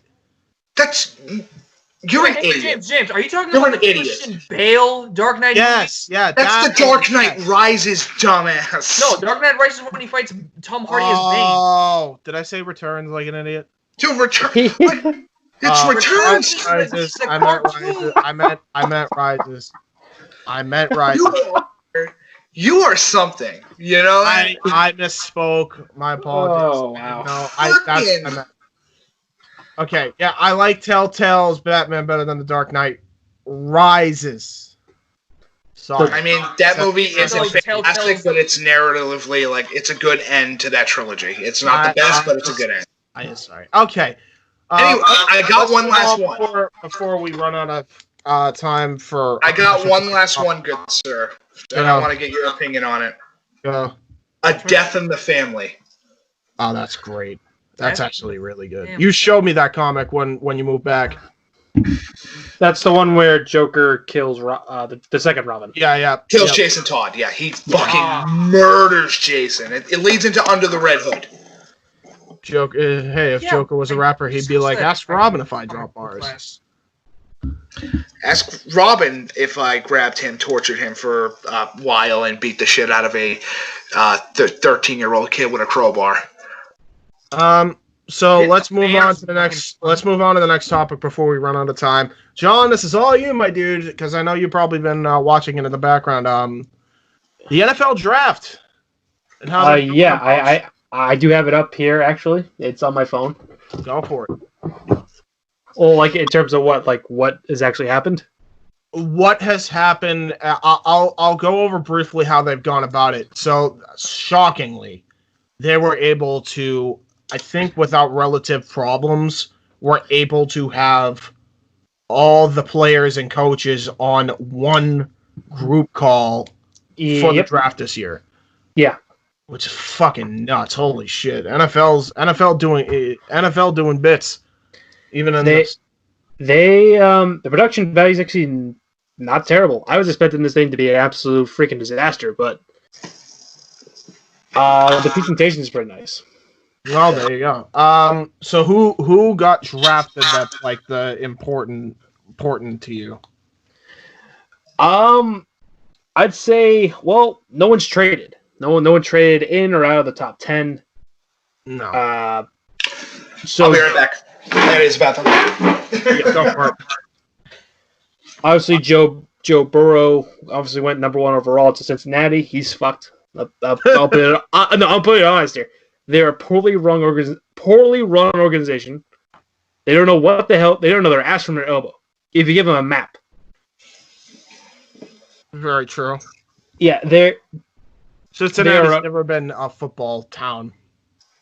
Well, the main problem is they didn't. And, Vontez Burfict kind of ruined their image as well. Oh, I know. I think what ruins their image is the fact that their owner is a cheap piece of crap. Oh, 100%. Yeah. No, he's shit. Oh, no. The best part is like he's like a multi-billionaire. And he still shops at thrift stores for his clothing. I'm not making this up. This actually happened. All the time. Wild. He's a notorious cheap ass. Well, continue. Tua Tagovailoa is now in Miami. Bad hips and all.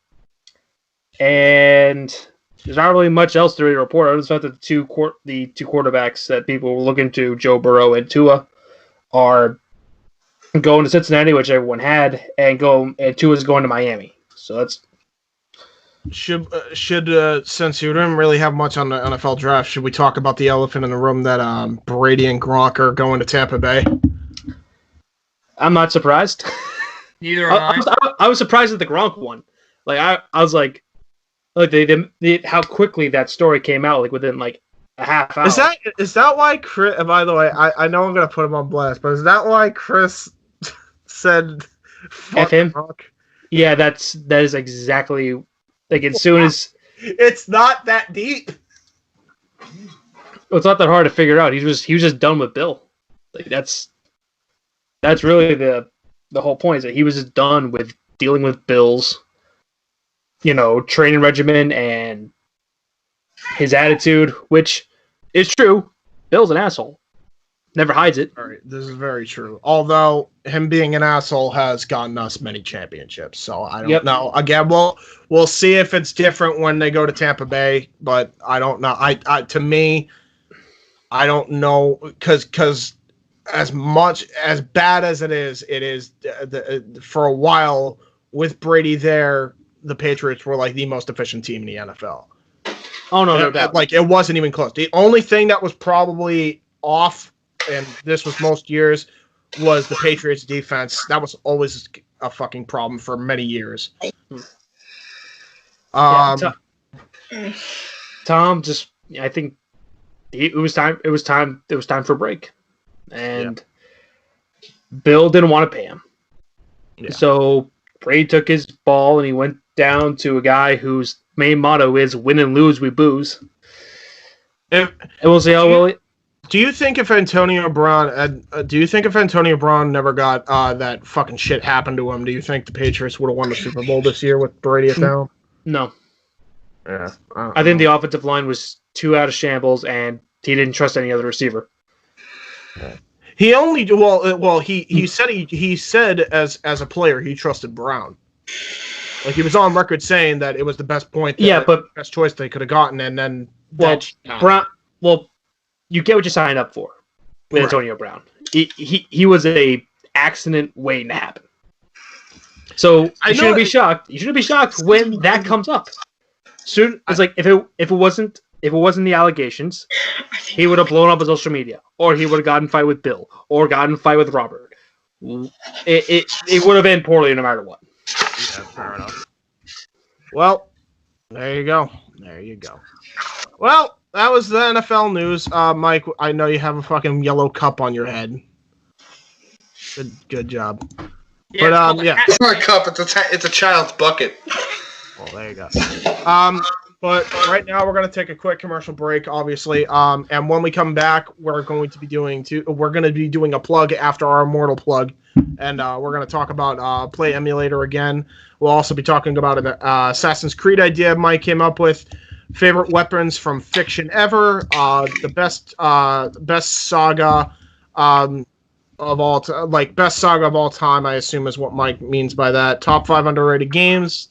And a story involving IKEA. Yeah, that's what we're ending it with. We'll be right back. Don't go. No, you have to put the shelf in the couscous. What the fuck?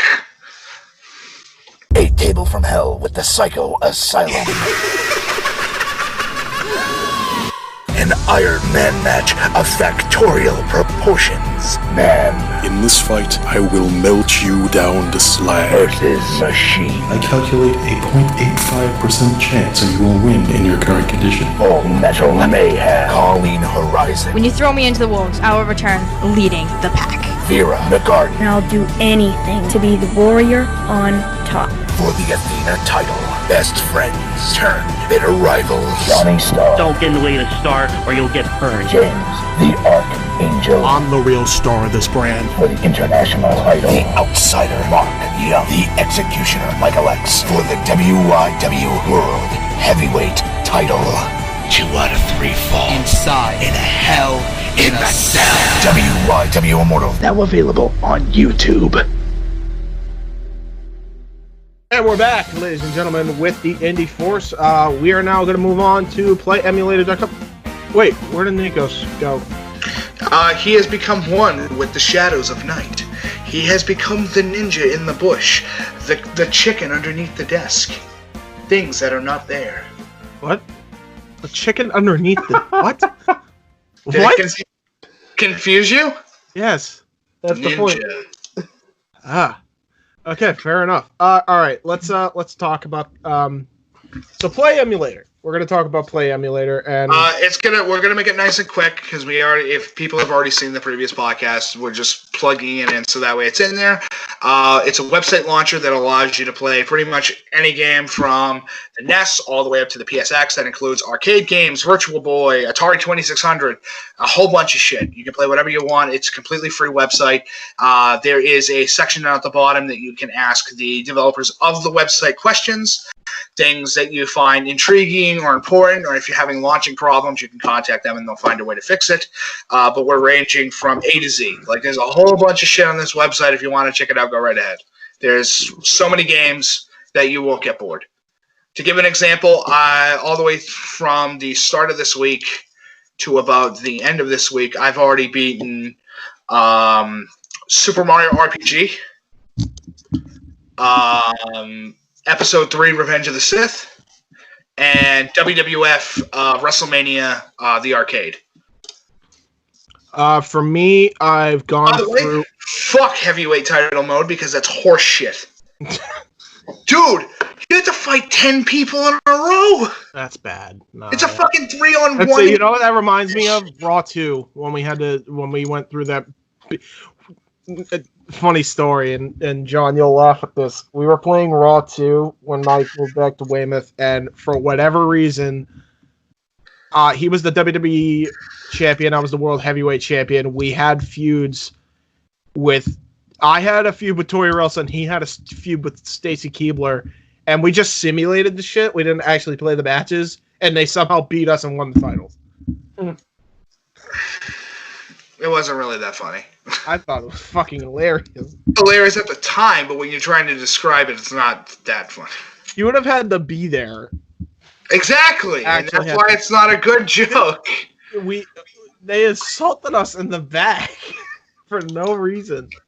So to give an example, John, I know you're a football fan. Yes, NFL Blitz is playable on here. And you absolutely can play Tecmo Bowl if you're like, fuck it, I want to play something classic. I believe they also have Madden games, but it depends on how good your RAM card is. No, they have Madden. I'm Bo Jackson. They do have fucking Madden, but it's all like the GBA and like all the shitty stuff, except for I think they have NFL 99, which I think is like the last. No, they have all the way up to 2001. That's the last good one, and they have NFL Blitz as well because fucking Blitz is. Well, no, I don't agree with that. I think 2003 was like the last good one. Yeah, but that's on the Xbox. We're talking about the last good game that doesn't fucking take out features. Right. 2001's the last game that doesn't like take out features. For me, I've gotten through the first 2 worlds of Super Mario World. I've been sucking at Miss Pac-Man and Pac-Man. Because you're terrible at video games. Yeah, and I've been playing Sonic the Hedgehog, the original, but instead of actually Sonic, here's another thing. They actually do fan-made games as well. Fan-made hacks of the games, yeah. And or fan-made emulators of the engine, and I've been playing the Sonic the Hedgehog game with called Shadow in Sonic. So it's Shadow in the game of Sonic the Hedgehog. And it somehow plays better. It's better played than Sonic the original. Yep. So if you're interested, we'll leave a link down in the description below somewhere, or we might just put an annotation at the top of the screen somewhere. I don't know, somewhere above either my head or James' head or somebody's head. Up there on the screen, so that way you're able to take a look at it and go through. If you make a library, send us a library in the description below. I'm interested in to see what people are playing on the website. Yes. And I know somebody's gonna sit there and be like, "Oh, Mike's really interested about this website." Yeah, because I don't want to fucking leave my house and spend money. Listen, if I had the option to play shit for free and sit at home, fuck yeah, that's the option I want to pick. 100%. Especially in these times right now. Yeah, especially with all the bullshit going on in the world. So yes, you absolutely can play WWF WrestleFest. You can play the Simpsons game. You absolutely can play, and it does work, the X-Men game. You can fucking go all the way through Muscle Bomber Duo, which is the tag team version of Saturday Night Slam Masters, the arcade original port. Yeah. Yes, you can get through Knuckle Bash. You can get through all this shit. They all work. It's shocking that they all work, but they do fucking work. There he is. Hey, Nikos, you came back just enough time. We said you were a ninja just to cover you. What? We had to start the show so that way we had enough time. But you luckily just got back with the first topic after break. Excellent. What games have you been playing on Play Emulator? Doom, Paper Mario, and Mario 64. Yep. Yeah, that's a classic. DK64, which I regretted it because there was nothing listen, about the game. Listen, you can at least say that you played DK and Mario 64. Very true. Because remember, he made the bunch, but he's always there. He's finally back to kick some tail. True, but you ever played Beaver Bother? I did, and I wanted to commit suicide. It's okay. Did you play Wheelchair Mario yet? I'll get there. I have not. Aside from that, as James goes, I'm sorry, what? There's what on here? Continue, John. You were about to say something. I wasn't. No, it was Nico's. Oh. In fairness, sometimes they kind of sound the same. No, they don't. Why do you keep cutting him off like an asshole? Nico's talk. Go. And I was playing a little bit of Mortal Kombat 1. And I'm learning how to sync my controller with the website. Basically, I just needed to go on the customization on the second controller settings. And I had to input the buttons into it. I think you just had to press a button and then it activates. I'm pretty sure. Yeah, that's what it does. Yeah, so there you go. It works. And but the problem is, I have to make sure that the Play Emulator site is the only thing that's open. Otherwise, if I have other tabs open, it might freeze, or I might hear some static in the background. Yeah, that's to be expected though, especially with a laptop. Yeah. But yeah, John, if you're curious about this site, I did send it to you via Messenger so you could check it out. So if you're bored, but I have a Switch, and it's like, yeah, but can your Switch play fucking, I don't know, Cadillacs and dinosaurs? That's a legit game, by the way. I just said I have the SNES package on the Switch. Oh, I know, but I mean, as I said, this literally has like everything. Bunch of retro like games. everything that you would want to play. If you're like sitting there going, you know what I feel like playing today? I feel like playing the original Metal Gear Solid on the MSX, but not have to fucking go and try to find an MSX fucking ROM to actually make it work. Screw that. Just do it on the web. They also have, John, just for your sake, WWF No Mercy as well. And WrestleMania 2000 Virtual Pro Wrestling is on here, plus the sequel. Would recommend going on GameFAQs and getting the English translations, because it was kind of a pain in the ass for me to navigate the menus because there's no English variety for the game till I can find a better port. But it's good. It all functions, it all works. It's not bad. Plus, I get to play as Misawa, so that's all I give a shit about. In any case, let's get on to the next bit. So we got Square Enix. So the story here is that Square Enix is basically taking down content creators for basically spoiling the ending, essentially, of the game. And which I agree with. I think that they have the absolute right to do that for the fact that the game is probably one of the biggest things to come out for the PlayStation 4 / in console history right now. And spoiling the ending is an asshole and dickhead move. I don't care if you're doing a Let's Play of the game. You just say, I have to stop at the ending because I want you guys at home to go play it, because that's literally what kills games, is the fact that nobody goes out there to buy these games and go and watch Let's Plays. Yeah, definitely. So let's I'm just going to read what it says, though, so that way we get the full story from the other side. Yep.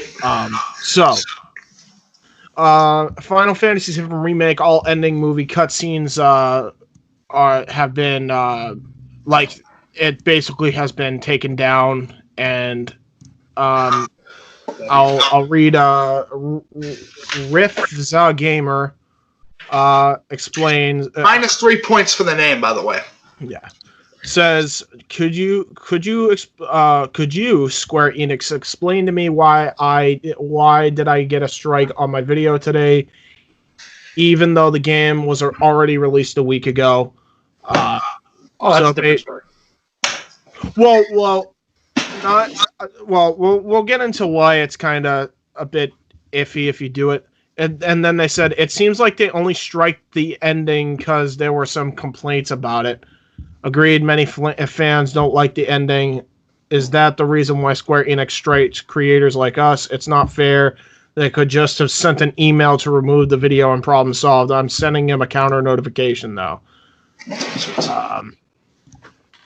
To which I believe it said another guy named Gamer Zombie said the fan base is not happy with the -3 points for your name too. Is not happy with the ending of FF7 Remake. I don't see how that's our fault. Also got a strike for the ending on my channel. What about the rest of the channels? Only some being sued, and that's according to Gamer Zombie. Well, here's the whole thing with that. The ending of FF7 Remake isn't the fucking ending of FF7. Yeah. Yeah. So all these people that are bitching and complaining like, oh, they took down my ending even though I was going to ruin the game for people when it just came out like a week ago. Yeah. Do you know what the fuck's going on right now? Is their point. Yeah. So then Square Enix, if they send a counter notification, they have pretty much threatened to sue them. And they have the right to. This is the legal document. It says, this is legal and intellectual property division of Square Enix Co. Ltd. The content uploaded by you infringes on Square Enix Co. Ltd's copyright in Final Fantasy VII Remake. The unauthorized content does not constitute a fair use of that intellectual property, even if the user purchased the game at retail. In addition, the uploaded content specifically violates the marital usage license because it includes content that players were prohibited from natively capturing on the PS4. See Section 1 and the final 2 paragraphs of the material usage license. I believe that's in the game. Yes. I did get the chance to look up all that information as well. just to make sure that everything's backed up. But they legally have the right to go. Yeah, we're glad that you enjoyed the game and you enjoyed it as much as you did. But if you feel the need to spoil the ending for the people that haven't purchased the game or have issues with the ending right now and want to bitch and moan about it, and it's okay to say, I didn't really enjoy the end of the game. It's fine. To make an entire video critiquing it's like they try to say that that's the reason when it's not the reason. They just don't want the ending to be spoiled for people. No, it's the major reason. It's understandable because the ending of a game, it's not the ending. Mm-hmm. It's the first disc out of 4. Anyway, let me continue. Therefore, you should retract your counter notice. If you are unwilling to do this thing, Square Enix must reserve all rights, including the right to pursue legal action against you. Best Square Enix Co. Ltd. So that's sent to anybody that's been doing the end. So Maximilian, dude, be careful. Well, that's the thing. I don't think Max is going to do it because he's worked with Square in the past. He's smart enough to go, yeah, they probably already told him, Max, we know that you're doing your playthrough of the game. Just don't show you. Scirocco Gaming, again, -3 points. Oh, of course Scirocco would get this. I mean, that's been some heat before. Creators are getting videos taken down for posting FF7 Remake by Square Enix's official email at yt.dispute at squareenix.com. Countering the takedown results in them threatening to sue the creator. Uploading this game is a huge risk to every creator that does full Let's Plays. Oh, fuck. Now, the whole thing is, all they're saying, though, is the ending. They're not saying you can't post videos of the whole game. Just don't post the ending. Got confirmation that Square Enix is threatening to sue people that upload the ending of FF7 Remake. This is unforgivable, he says. We bought the game and we're not allowed to finish Let's Play streams or we'll get sued. I'm done covering Square Enix games. So basically he's pissed off because he can't make money off the ending by spoiling it for everybody that can't buy the game right now. Well, that's on you. That's on the viewer. If you don't have money to buy the game and you don't want to say your ending spoiled, don't watch it. Yes. Now, here's the thing I want to point out. Here's the thing I want to point out with this. I think that at some point you should be able to play the ending and record it. Typically, in typical times, the proper wait time to actually reveal the ending is like a month. In this case, I would say 3 months, considering, the fucking pandemic. And then you can upload the ending. It's also the fact that that's something I think Square Enix should allow creators to do. Have them wait 3 months, and then when enough people have bought the game to see the ending or one of the endings of the multiple discs, they can then spoil the ending after 3 months have passed. And at that point, then that's on the viewer. But to go and say after a week, it hasn't even been a week since this game's been out, to say, I'm done covering Square Enix games because I can't spoil the ending. No, it's not about that. It's not about full Let's Play channels being at risk. It's not. It's just that they don't want the ending spoiled for people that haven't purchased the game. There's a major reason why gaming companies are doing this, because they at least want people to buy the product in the first month, or in this case, the first 3 months, so they can experience it for themselves. You spoil it, you're going to ruin it for them, and then they're not going to want to purchase the fucking game. And this is a problem that Undertale fucking faced for the longest time. That's probably one of the main reasons they went out of fucking business.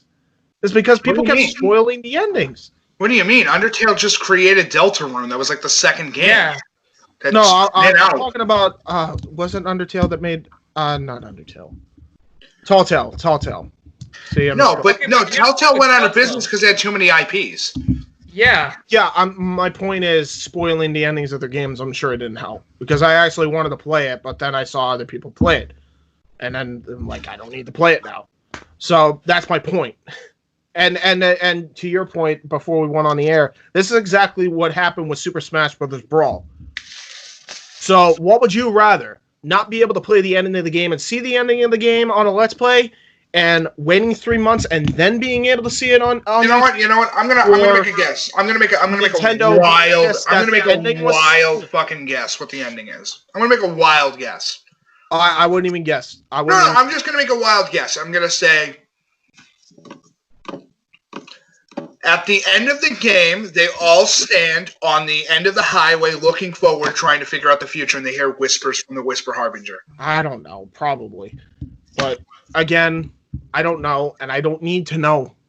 I want to. That's my guess. If I buy the game, if I even see the game, I probably can't buy it because I don't have PlayStation. But if I wanted to buy the game, I will buy the game and play it for myself. That's it. And you know what? It kind of has ruined games when you can just watch somebody play it. It doesn't have the same effect. Listen, I'll say this: there are a lot of games out there that I'm like, I won't be able to play it first day. I want to know what story mode is. Right. The chance to buy and play Mortal Kombat 11 first day when it came out, but I was able to get it later. Right. But I wanted to see. I wanted to know what the story mode was. I wanted to know what gameplay was going to be like, and then I played it and my own opinion on it. That's exactly it. Right. Now here's the thing. I want to point I'm okay doing that, and you know what I did? I didn't watch the ending. I got up to a certain point where I'm like, okay, they all get on the boat. That's where I'm going to stop. Oh, we're getting close to the ending section of the game. I'm going to stop. That's because I want to be able to see the ending from my own eyes. I've done it with almost every... That's what I've been doing. So yeah, and to a degree, that's somewhat on the viewer. I don't think that you should. I think this. If you're a content creator, you should be promoting the game that you are playing. You should be telling people that the game that you are playing that they should go out and buy. You're right. And say it should be your duty as a content creator. It's one thing if it's an independent game. It's one thing if it's a piece of shit that nobody's going to play again. But it's another thing when it's the most asked for game in history that's been in 5 years of development that we know of. Yeah.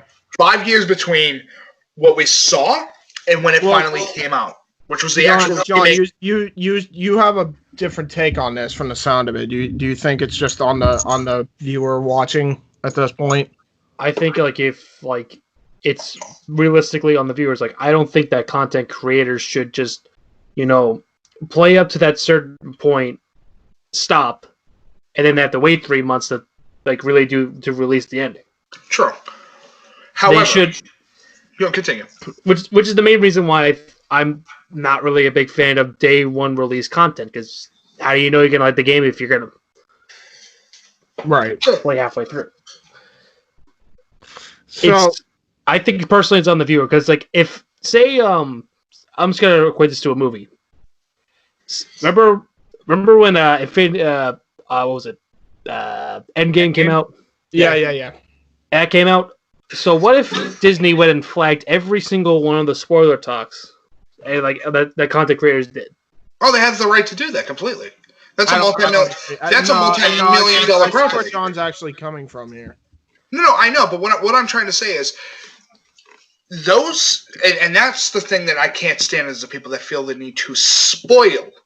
No. They specifically put spoilers ahead. If you don't want to be spoiled, have the right then they don't have to take it down. That's completely. They've already put the warning in for the fan base. They should have every right to put the ending up at that point.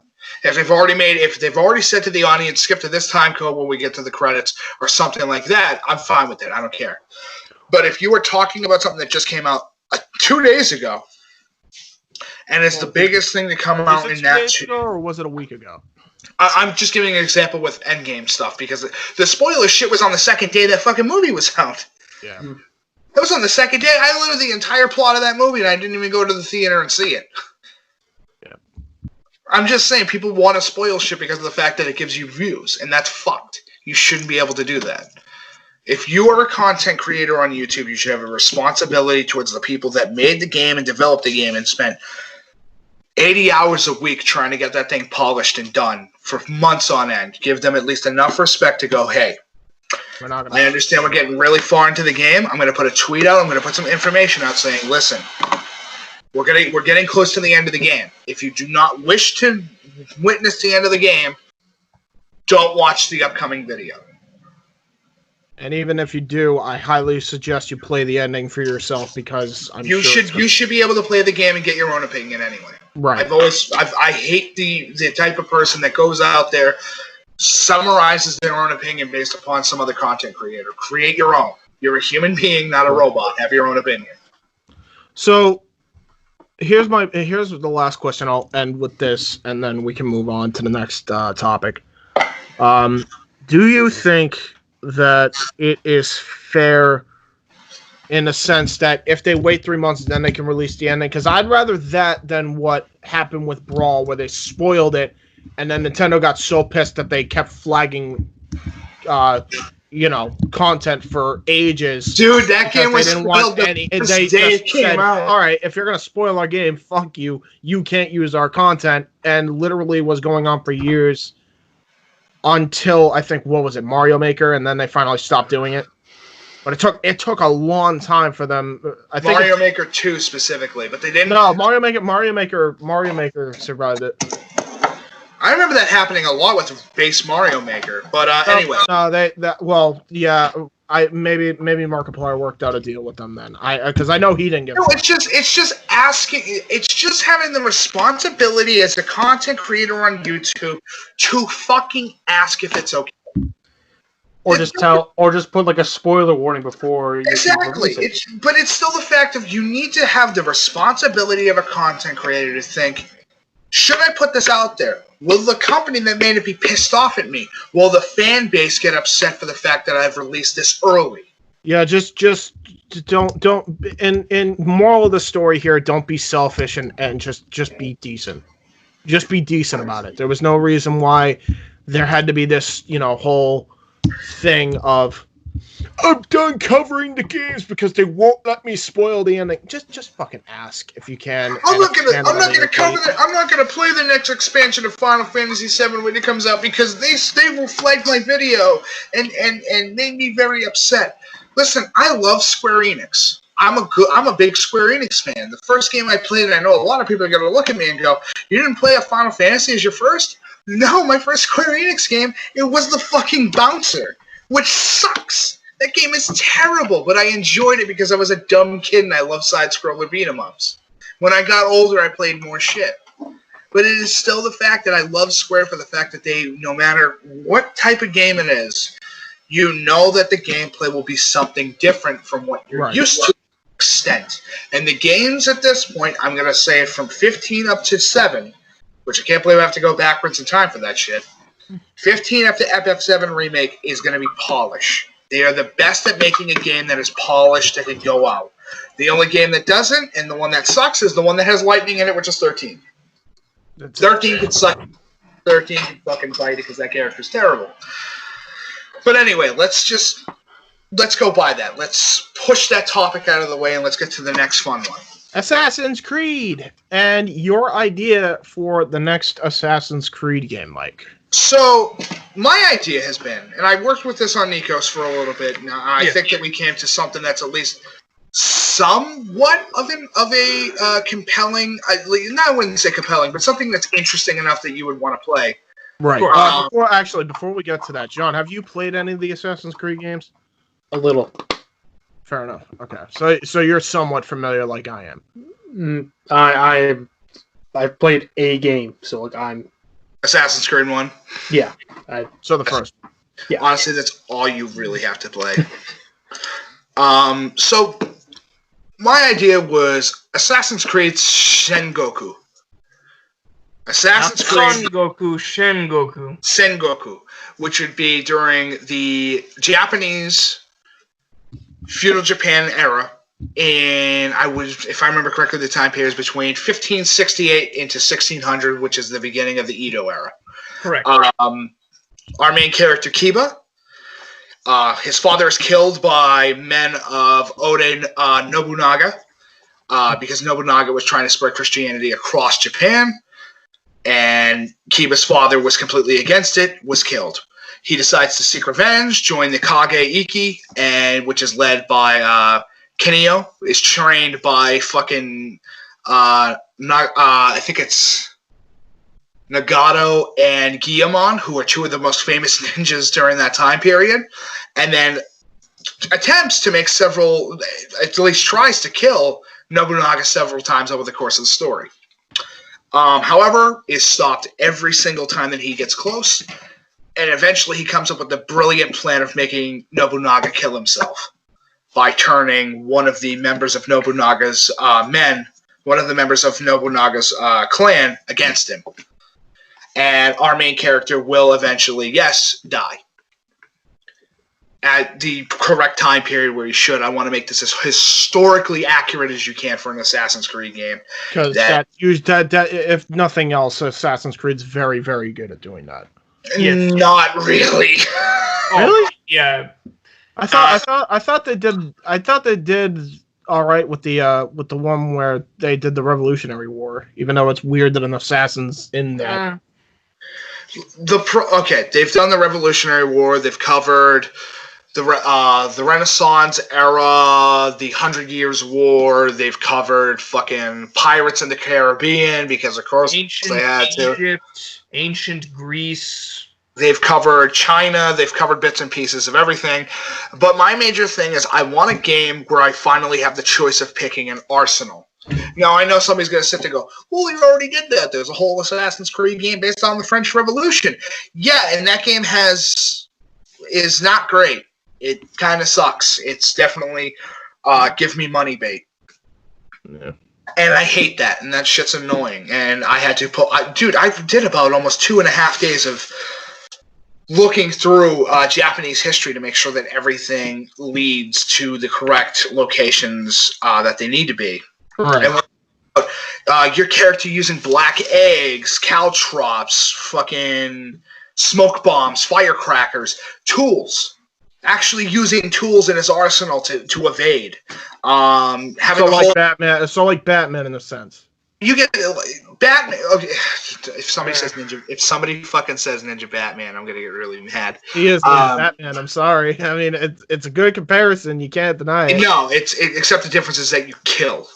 Batman has the whole right. That's the only difference. I'm just pointing it out as far as the tools aspect of it. Well, that's the whole thing. You should have tools to get around the city, to get around all of these feudal Japan locations, to climb castle walls.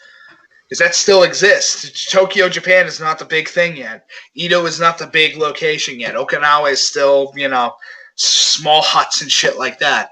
We're talking about using weapons like the katana, the ninjaku, the wakizashi, the tanto, the kama.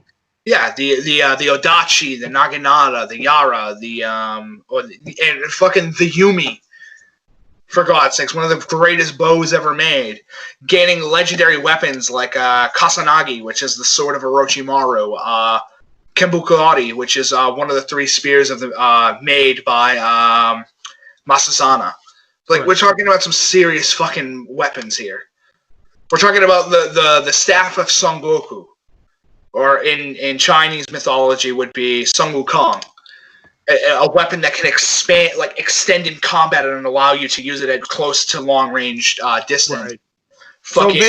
So basically, what you did with this is you tried to make an Assassin's Creed game that appeals to the base audience that is a fan of Assassin's Creed, but also reach to a new audience that is a fan of anime and specifically. Maybe Japanese. No. Dude, these are all based off of actual Japanese gods. Orochimaru is a real Japanese god. Yeah. Son Goku is a real Japanese god. I'm not denying that, but you can't deny that if you have those kind of weapons that nerds of anime that also know that people use those weapons, like Nikos mentioned the kunai, will probably be attracted to that game just for that. I'm not saying that people of national historians Japan wouldn't be interested in it. Of course they would be. I'm just pointing it out there that it absolutely. I don't think that there's enough coverage when it comes to. Dude, we're talking about all the way up to the 1800s. They never use they barely use guns. Right. They were like a rarity in Japan. We're talking about castle sieges where guys in full suits of armor are still running up walls and doing what they have to do. That's my whole thing. I'm talking about these are weapons that you will be able to obtain later on that are high weapons that will be able to give you more shit. Like Amaterasu's Yumi, which is her bow. The Bow of Sunlight, which is one of the most powerful fucking bows you're going to be able to get in the game, where you're melting opponents, almost literally. Right. The armor of Raiden, the boots of Sanaowo. We're talking about, I think it's Inari's cloak, which is the ability to shapeshift. And for Nikos, for you, we're talking about the Cursed Mask as well. Yeah, so I actually want to talk a little bit about that.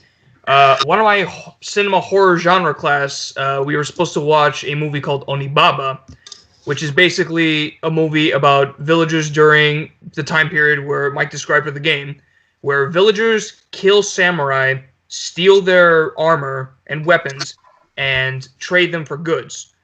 One day, one of the villagers encounter a samurai who wears a mask. She asks him why he wears the mask. He says, "I wear it to protect my beauty." The villager leads the samurai to his death, and she tries to pull off the mask from him, but she has difficulty pulling it off. When she does, she sees that the beautiful face of the samurai is all mutilated, disfigured, scarred, burned, and later in the movie, the woman uses the mask to scare her daughter-in-law and forbidding her to see her husband's best friend, right, for sexual relationship. Afterwards, when she fails, the daughter-in-law encounters the mother, who can't seem to get the mask off. And when she does, she breaks the mask, and what happens to the samurai's face is the same thing for the mother's face. Right. So we came up with the idea is, what if we use that mask from the movie, and it gives our main character a special ability whenever he wears the mask. And that ability is, Mike? Well, it's a basic stat effect, which will give the base player about a 60% chance in combat to have your enemies run in horror, which is terror. So let's say you're going up against a crowd of 10 guys. 6 of them will run, making it down to 4 because of the fact of what you are wearing on your face. It's about making gameplay fun and giving somebody something fun to use. You don't want to do the... How do I say this? You definitely do not want to be a game company or any individual out there. Electronic Arts that gives somebody some boring shit. Because, I mean, let's be honest, nobody wants to sit there and listen to, the same nonsense from companies out there. I don't know some off the top of my head. Electronic Arts that really has no idea how to entertain the masses at this point. Right. And including... sorry, go ahead, Mike. Yeah, go ahead. No, go ahead, Nikos. So, we actually came to the agreement that the more the main character wears the mask, the more slowly his face will be disfigured, the more he wears that mask. Yeah, that makes sense. And with that idea, I went into the whole conceptual design of, dude, what if fucking masks give you extra abilities? What if you put on the mask of an Oni and you're able to be cloaked in fog outside of locations? If you decide to put on a kitsune mask, you're able to blend into the public and it's considered like a non-threat.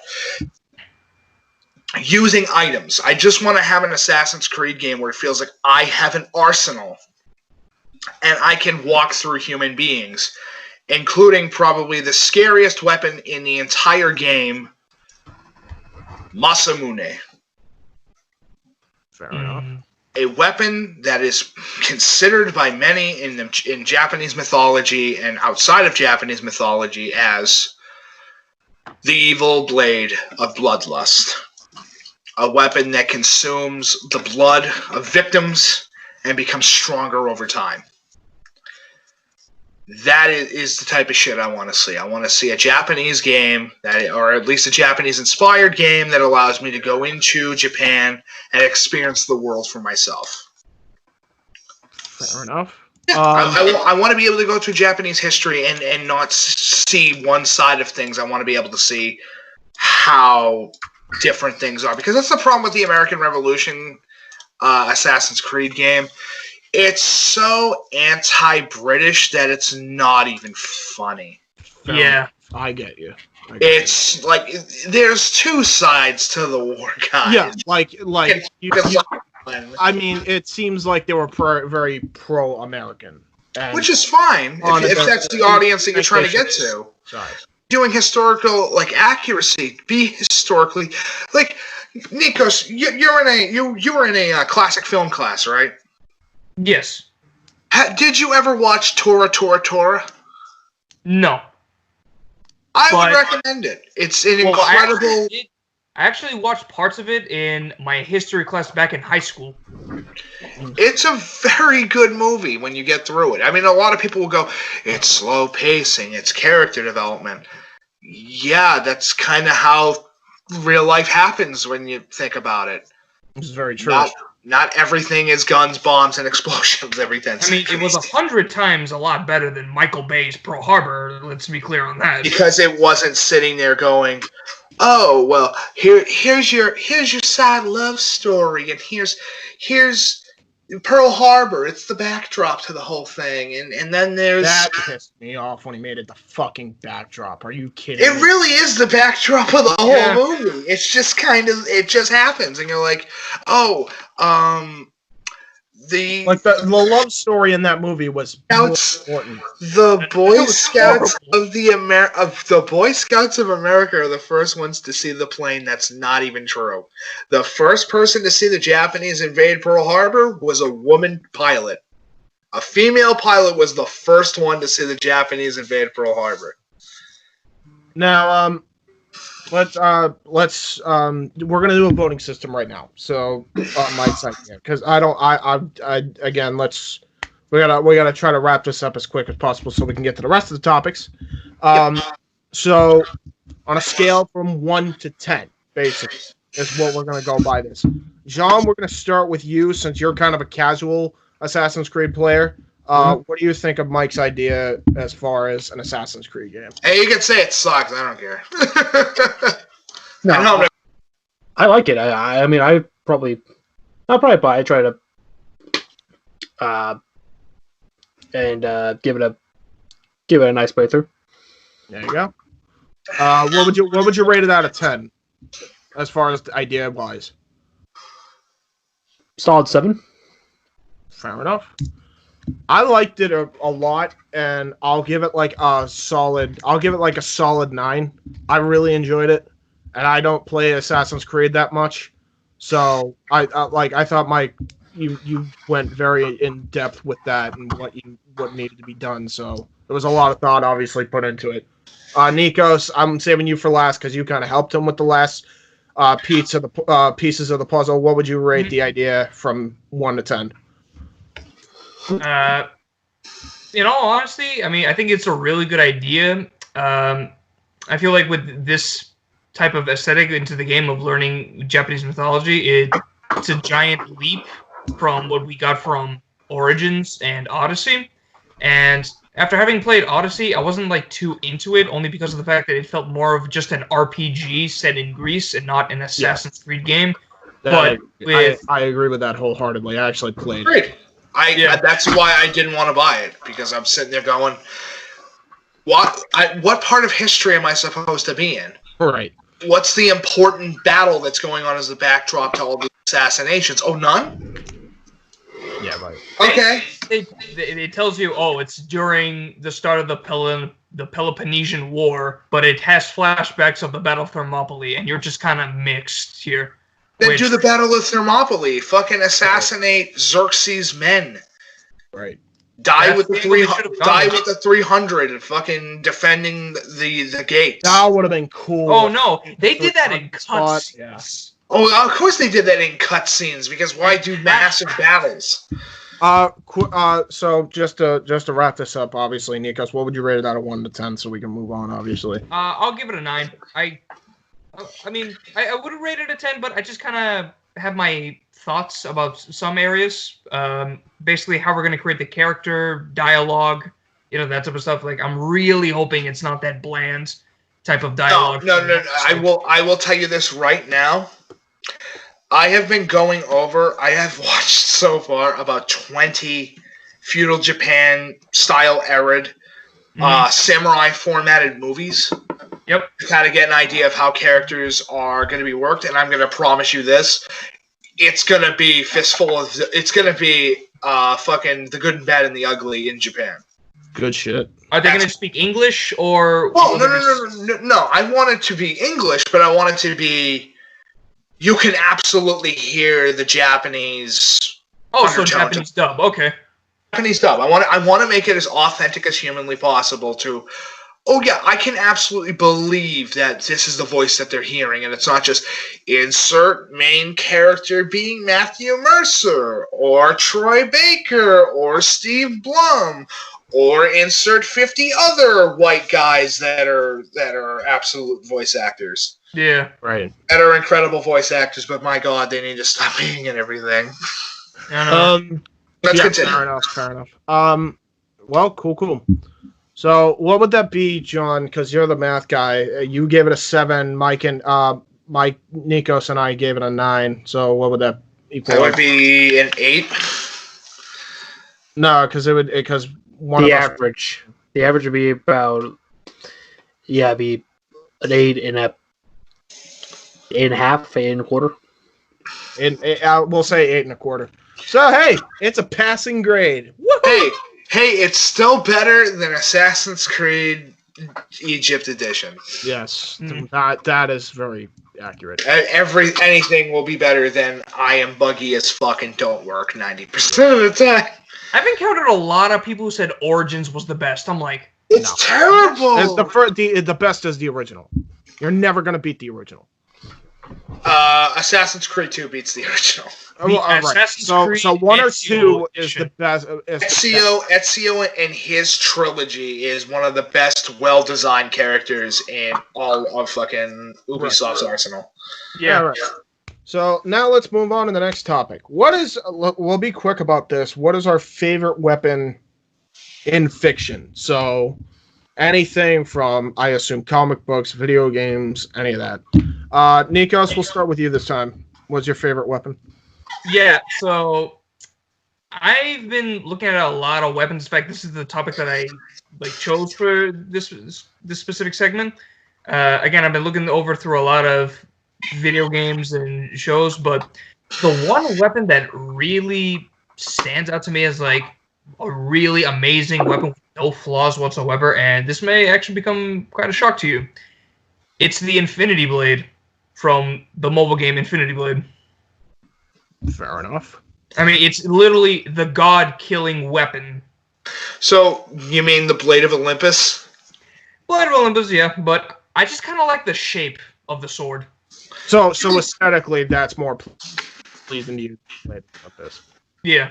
Fair enough. And the damage that sword deals you when you're like a level 50 plus, it's ungodly. You know what, James? I'll grab some images tonight, and so that way you can sprinkle them to the thing. So that way, people know. I'll just here's the Infinity Blade right there. Especially Infinity Blade, the second model from Infinity Blade 3, I think. Nikos, I think I might be able to beat yours because I have a 3D full rendered model. All right, that's fine. I see what you mean. It is. I like the golden trim. Mm-hmm. It's got a good trim to it. Cool. Mike, what about you? What's your favorite weapon? It's a dumb question to even ask. I figured I know what it is because it's probably the same as mine. Lightsaber? Yep. Same. Yeah, lightsaber all day, man. I'm sorry, but you're not going to be able to beat a weapon that can physically cut through almost every single object in its own universe. And not to mention, I love the aesthetic of a good-looking lightsaber. Yeah, I was about to say, like, the lightsaber, the handle, obviously the different colors that it comes in, like, everything about the lightsaber is fucking, like, god tier weapon. Now, there is one that I know I have to mention, because if I don't, then somebody's going to be like, I can't believe you're not going to talk about it. If I had to pick something that wasn't the lightsaber, and I don't have that as my option, I am 100% going to pick the Chaos Eater from Darksiders. Right. That fucking weapon is awesome. It is so sick. You'll never get a cooler sword than. Oh yeah, so it's bathed in the blood of about 1,000 demons. Oh, and it can slice through the fabric of spirit reality. How about you, John? What is your favorite fiction weapon? In just general preference, what's your favorite fiction weapon? I like to blow shit up. So I just do a typical RPG and just blow up everything in sight. I'm surprised you didn't decide to go with the big fucking gun 9000. Push the button. Liquidize. What specific RPG? Because there's a lot of video games that have the RPG. The one I mainly use is from GTA 5. That's usually the one I have a lot of fun using. That's fair. All right, fair in enough. particular on the pier. So that's like you think it's like, oh, the cops are gonna shoot me. Nope. Dead. Dead. Fair enough. Okay. Well, there you go. All right. Next up is what is our favorite? Wait, did you say what was your favorite weapon? Yeah, I said it. Lightsaber. Mike and I had the same one, and then he also said if it wasn't lightsaber, the Chaos Eater. Chaos Eater. Yeah. So for me, now, so we're gonna do the best saga, and is this like best saga? Like personal preference, Mike? It's a personal preference question of what your favorite saga is. So it has to be 6 movies. Oh, 6 movies. Oh, okay. Could it also be literature? Yeah. All right. For me, saga. It has to at least be 6 movies. It has to be at least 6 movies, or at least a long-running book series. Favorite pick's Game of Thrones. I'm sorry, but season 8 was terrible. Yeah, it is. No. Get wrecked, you fucking scrubs.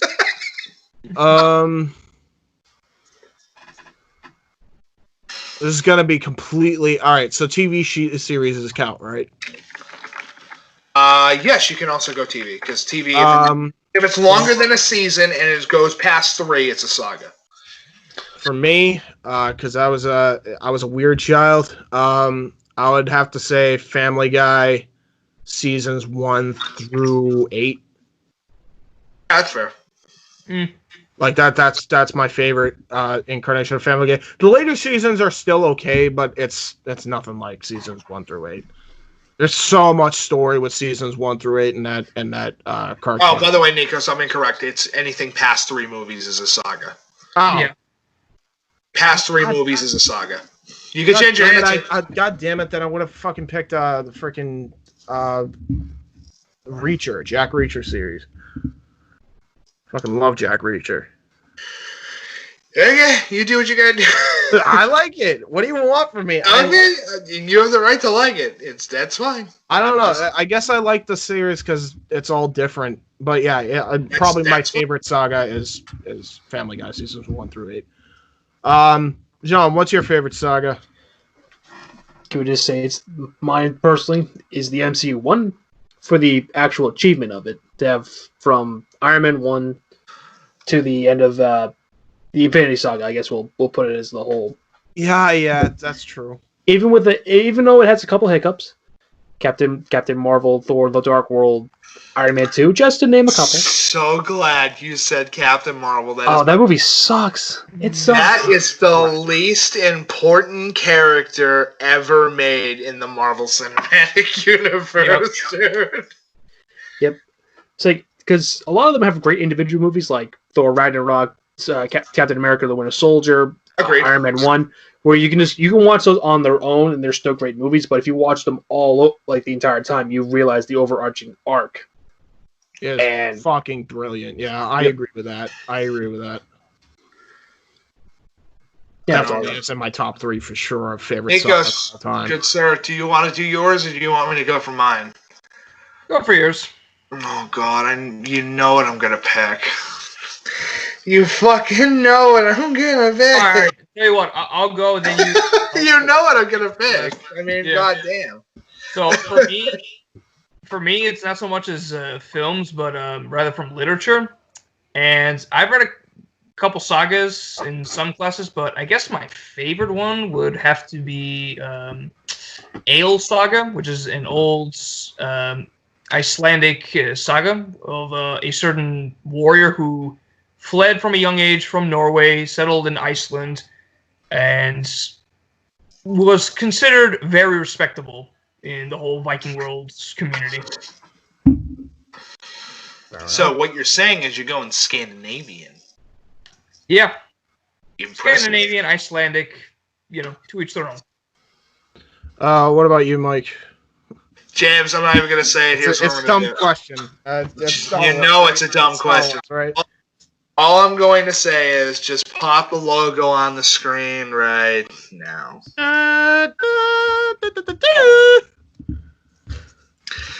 Yeah. So I know a lot of people are going to be like, but the last 3 movies are fucking terrible, and so is Solo. I agree, and that's why I stick to the original fucking... The original 3. The original 3, the prequels, and probably Rogue One. You include the the prequels aren't... I don't know what people are talking about or how bad they are. I'm going through them now, and I'm like, they're not terrible. They're better than fucking Disney's attempt at a trilogy. That's very true. It's just at least John, he does have you there. It's an overarching story. It's a better like I have a feeling it was made from beginning to end, but yes, there's just giant portions of the movie where I'm just bored out of my mind. Like Phantom Menace, you can cut out and you miss not like you can cut out the first 2 movies of the prequel trilogy and miss nothing. Oh, I agree. All you need is the Revenge of the Sith. That's it. Oh, I agree. But here's the whole thing. I enjoy Phantom. I know I'm gonna get flack from John on this one, but I'll say it anyway. I really enjoy the Phantom Menace because of it's not that boring to get all the way through. Oh no! It's the problem is that it's not boring. It's just that the decisions that they made are just so baffling. True, but when you get to the end thing of the Empire, it's like, oh, it is because of these decisions that they were super fucked. Okay, cool. Yeah, so in a sense, it was done on purpose. At least they fucked up on purpose for the actual plot. They fucked up on purpose to lead to Luke and have the best trilogy ever made. Yeah, I know. I understand like the purpose of them. I'm not saying they're absolutely pointless, but all you need is the 3rd movie. Oh yeah, absolutely. But I think you absolutely. But I have to disagree for one factor that you absolutely do need the Phantom Menace because it does help the idea of why or how the fuck do you discover Anakin? How did that whole thing go about? How does Obi-Wan connect with him for the first time? How did fucking he get trained by Obi-Wan? Which should be a lot cooler than it is, but that's right. I think to an extent that movie, I think those 3 get a lot of flack, even though I agree that Revenge of the Sith is fantastic. That's the fucking best way that you could ever end your trilogy. It's the best. It's the best one outside of the main trilogy. Yeah, it's the best one outside of the main trilogy. Yep. I do agree with the fact that you could absolutely cut the first and second movie. However, if you do cut the first and second movie, you do have a bunch of questions that can't be answered unless you've watched the first and second movie. In that regard, it does its job. It does its job. Those 2 movies, I will say that Attack of the Clones is the fucking weakest of them all. Oh, it's so trash. It is the weakest of them all. But without Attack of the Clones, you would not have Jango creating Boba, meeting Boba as a kid, the most fucking the most overmarketed Star Wars character who appears in like 3 scenes. Yep. Ever, and like one part of like a shitty fucking Christmas movie. But without those 3 movies, without I will call it the saga because my god, Empire is the best. Yeah, Empire Revenge of the Sith. The bad guys win is the best stories. Yeah, no. What the fuck? It's just, as I said, I would rather have that than the Disney schlock. It's fucking like it is so discouraging. Like, it's so bad. It's one of those things where you compare the Marvel MCU saga. They had no plan. Compare it They to the absolutely nowadays had Star Wars saga. Disney's hands all over the Star Wars saga. Nowhere near the MCU. No, not even close. Like they had no plan, and it really shows like again like do I feel that the prequels are better? Yes, but that's like being the shortest midget. Now it's not a big accomplishment. Here's a question. Well, it's not, but you know what? At least I can sit there and say I can watch 1 through 3 and go, these characters are making dumb decisions. But I know what it leads to, so it's because of these dumb decisions that it leads to these moments. I don't know how we go from the Planet Jakku to Starkiller Base to Luke's Island to planet that's covered in dust, but not really. It's a red planet, but covered in dust. Mm-hmm.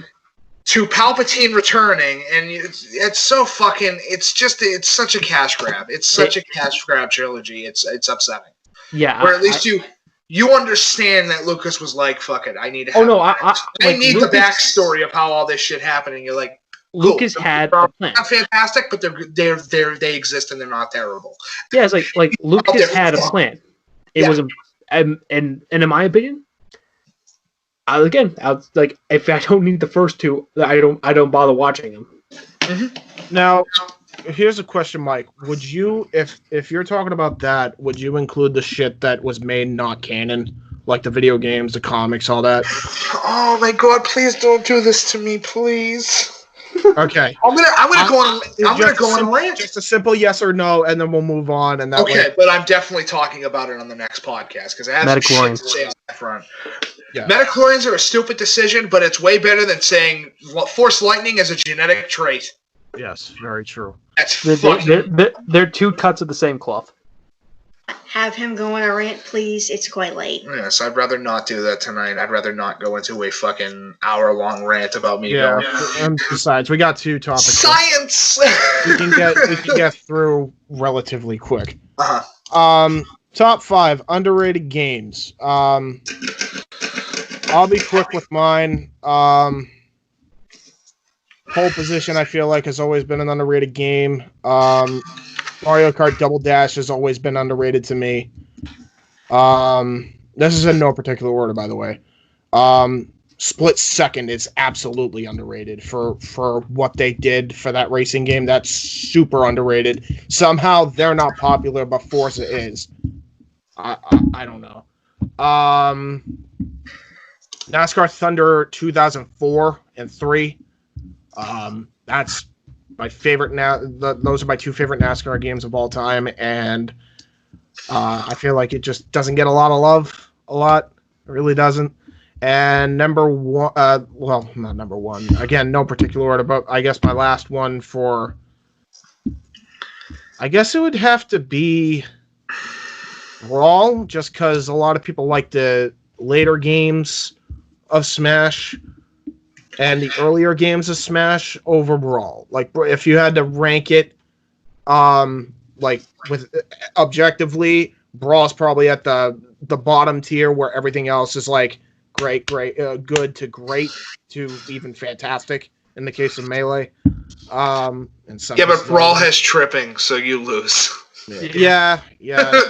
That's how you ruin your game. But it does. But I still enjoyed Brawl because of the story, and it was the only game with the story, and I really enjoyed the story, even though there was some flaws to it, and the characters that they got for that game, including Snake and Sonic and Ike and Captain Falcon. Like, those were my main guys that I always played as. So, yeah, I don't know. I just a personal preference, and I always think it's always underrated. I feel like they give it a lot of shit compared to everything else. So, there you go. Nikos, what about you? Top 5 underrated games, quickly. So, top 5. Number 5, I would have to say The Saboteur. For those of you who don't know the game, basically... Fish in the sea, you know how I feel. Boom, boom, boom. Oh, so good. Irishmen... Fuck the Nazis. Just destroying all Nazi bases in Paris. That's and cool. What's really amazing about that game that a lot of people don't even consider is that when the Nazis have strongholds in Paris, the screen is just black and white. With black and white with red as the primary color. With red, yep. And when it's lifted, color returns. It's awesome. It's awesome. I like the story too, where you just get to play as a badass Irishman. Here's what we're gonna do. We're gonna get on our Nazi blimp and blow it the fuck up. Led Zeppelin on that shit. What's next? Number 4, it's an online... No, it's not online. It's a... well, actually, no, yeah, it is online. It's For Honor. I know that game was popular for at least when it came out, but afterwards it died down. It was popular for about a week, my dude. It was a week, and then it just... Nobody got into it. I mean, I liked it. I enjoyed it. The only reason why I know that is because of the fact I went to GameStop. They had the poster up for like, yeah, dude, For Honor's gonna be fucking sick. You get to play as Vikings and Samurai Knights. And then like the next week, all the posters were down. I went, what happened? They go, yeah, I don't know. I mean, super well. A lot of people just took that shit to the bank. I don't know. I have no idea, but Hey, maybe they spoiled the ending in a Let's Play, and that's why people didn't do it. I don't know. yeah, but dude, there's no story to tell. It's just I don't know. guys. Okay, it's basically nowadays it's your David and Goliath fights, Right. and How the about- Goliath always wins. True. How about 3? What's 3? 3. Yeah. It's a co-op game called A Way Out. I mean, it's a game that I tried to buy for me and my cousin to play because it's really interesting where you play as 2 criminals who have the same villain, but there's this really good twist at the end of the game, which I'm not going to spoil, you know, because I don't want to get this video like I'll flagged. give you a hint. You get out. Yeah, you get out. But there's a choice, which is so convoluted, and all this fuckery comes at you at once. This dumb fuckery. But it's a really good game. That's my Marvel superhero character name, Dumb Fuckery. Yeah. He's so OP. Skull Thuggery. Has entered the stage. Number 4, good sir. No, we're at 2. number 2. Yeah, number 2, Mad Max 2016. Yeah, Joyce? I see that. Only reason why is, like, a lot of people don't really understand the story, and in fact, I remember when the game was announced for E3, a lot of people petitioned that game to change Max's voice actor because they got him sounding American, which I agree, it does not fit Max at all. But throughout the game, it's really enjoyable. You get to blow shit up, you get to do some stuff when you're bored after the game, like liberate towers, liberate all areas of the map, and you can also loot around for scraps, you know, to upgrade your car and health.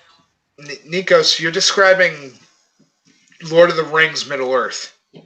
Sorry, Shadow of Mordor. Well, same thing for... Wait, is that game also made by Warner Brothers? Yeah. Yeah, that's probably why. Fucking goddamn it, Warner Brothers. Well, if we're talking Warner Brothers, I should also preface that by saying honorable mention would probably be Lollipop Chainsaw. Yeah, I guess. Underrated? That game's actually, like, very highly up there. That was, like, a big game. Not in my circles, dude. Not a lot of people talk about it. Really? It's a good fucking game. Good soundtrack. Five Finger Death Punches in it. It's a super good game. It is. For Early my Five Finger Death Punch before nowadays. For my honorable mention is going to be Vampire. I don't know why it just kind of came to mind. You mean the vampire? I am a Dr. Vampire. Yeah, basically that. And then what's your Paging Dr. Blood? Paging Dr. There are Dr. Blood in the house. All right, for my number 1, I'm not going to give the name. I'm basically just going to let you guys know what it is. Example. FK in the coffee. FK in the coffee. What is that? Deadly Premonition, good sir. You are so welcome, good sir. I'm glad I was able to get you on the trek towards that fucking crazy nonsense of a game. Just so underrated. It's so underrated, but it's so fucking crazy because it's the best Twin Peaks adaptation ever. Exactly. All right. Let's go to John next. And John, what are your top 5? And you don't have to do it in a particular order like Nico said. You could just do what I did and just go in no particular order. And if you have an honorable mention, you can mention it. John, you there? John, good. John. Johnny. Hold it. No. Good. Yes, Yeah. Papa. Beat you with the bat. John, what are your top 5 underrated games? You could just do it in no particular order. I only have 3. To be fair. If you have 3 is better than nothing. Okay, I have Scalar. It's a game where basically it's a platforming lizard.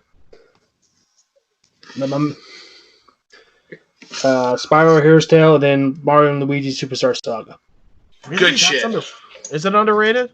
I mean, it's fantastic. It's like one of the best Mario stories you're ever going to get. Is there any... If you had to pick 2 more, you could pick sports games. Even wrestling games. Something like that. Underrated. Everything by THQ. It's underrated. Mm-hmm. So those are your top 3 then? Yeah. All right, fair enough. That'll work. All right, Mike, you're last up. What do you got? Top 5? Mirror's Edge. Yes. It's fantastic. I think it's one of the best open world games you're going to get. Let me think. I want to say, because my fucking brain is being dumb. Oh, can I point out, there is one complaint I've always had with Mirror's Edge, the original, that is so fucking bright. Oh my! Oh yeah, it's super bright, but it's supposed to because the city's called the City of Glass. It's what you're expecting. Yeah, I know, but oh man, is it like hurt? All you gotta do is I would watch you play it.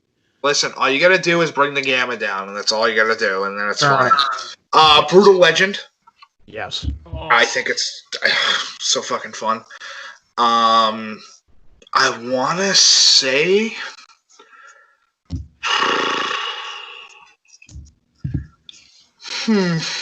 Mad World.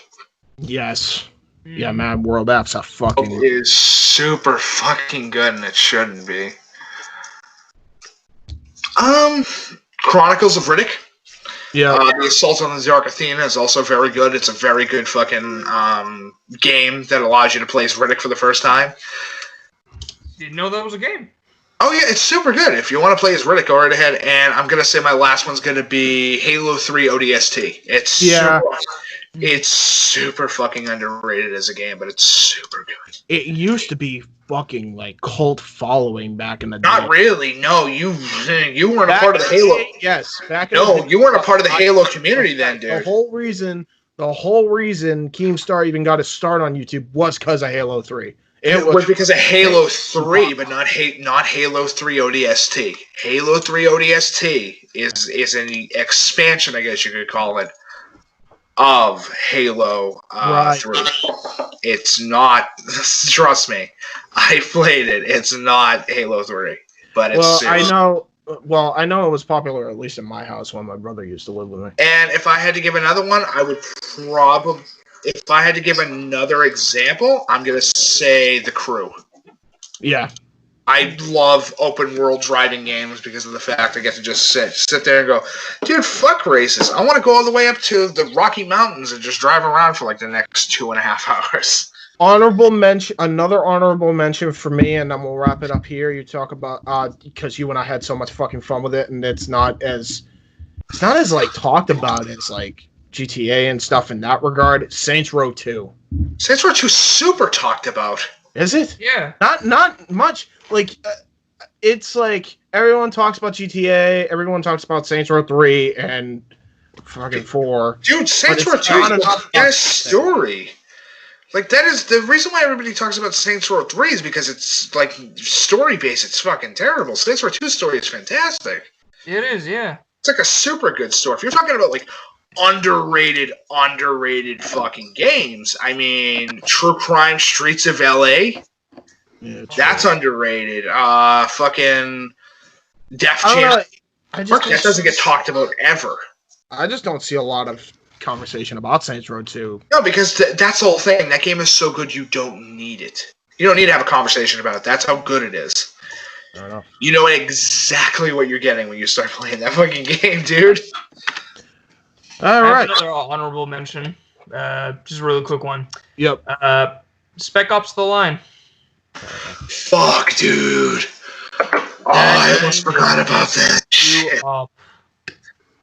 I'm so glad you finally agree with me that game is fucked beyond belief, but it's so good.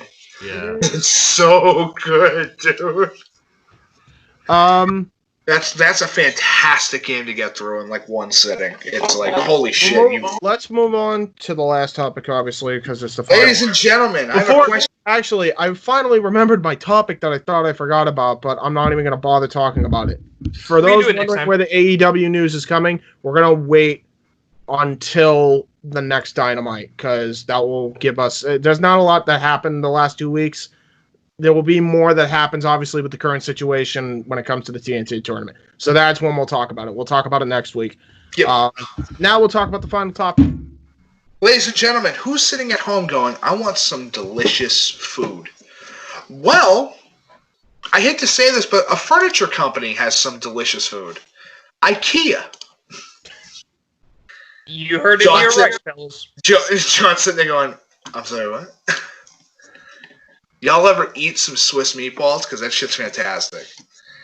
So IKEA finally, after years holding this shit behind lock and key, has finally released the recipe for the incredible Swiss meatballs.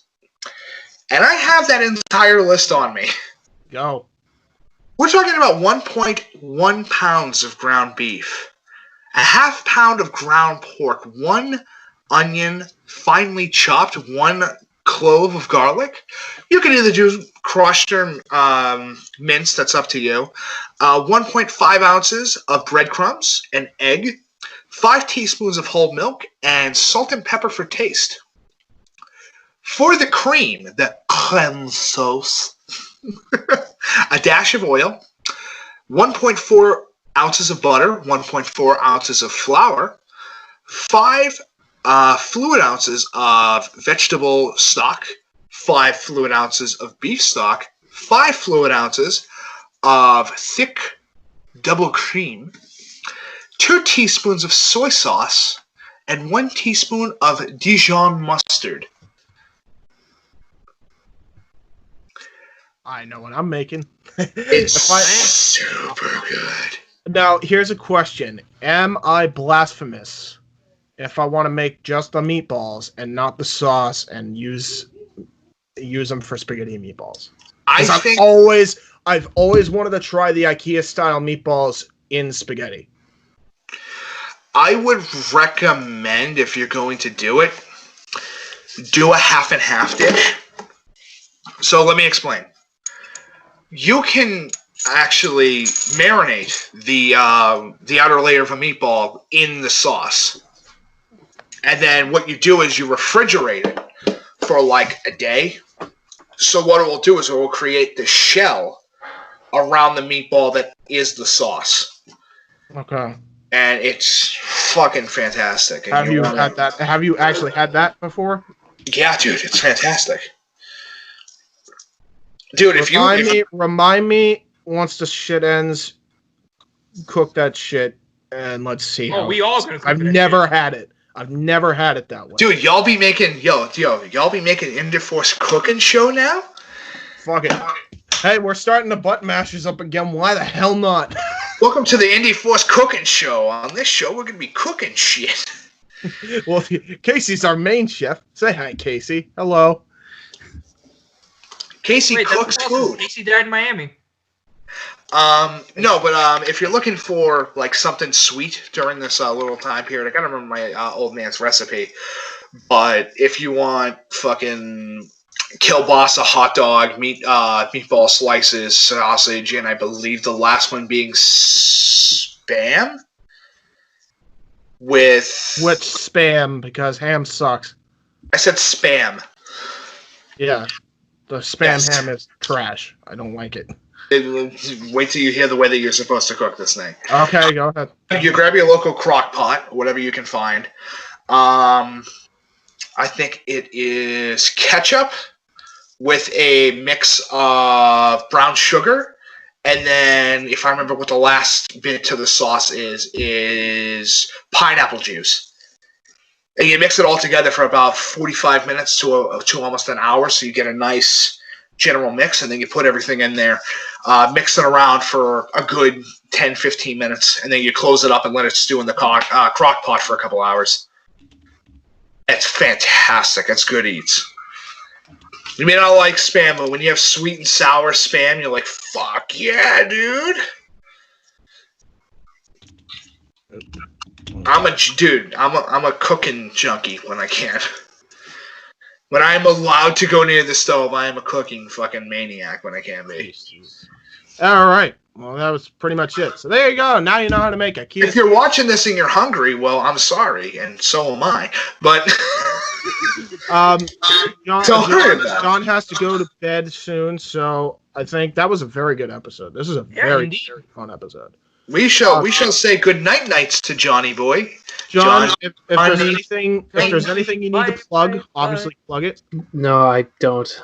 I don't have anything to plug. I had to get up for 6, so I'm still gonna be It's cool, brother. If you have anything that you want to plug, just send it to James in like sometime tomorrow. Yeah. And what we'll do is we'll put it into the description of the video. And let me know how you enjoyed let me know how you like this show, obviously, because I know we went a little over 3 hours, like I originally said, but okay. I appreciate you coming on at the clutch, man. I appreciate it. Yeah, you're welcome. All right, bro. Take care. Bye. Peace.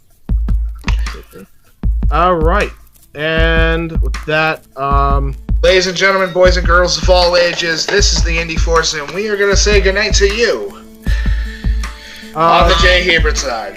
Yes. And here's the outro music. I don't know what it's going to be, but you're probably hearing it now. So, salute. We love it. Boys and girls, we love it when a plan comes together. Good night.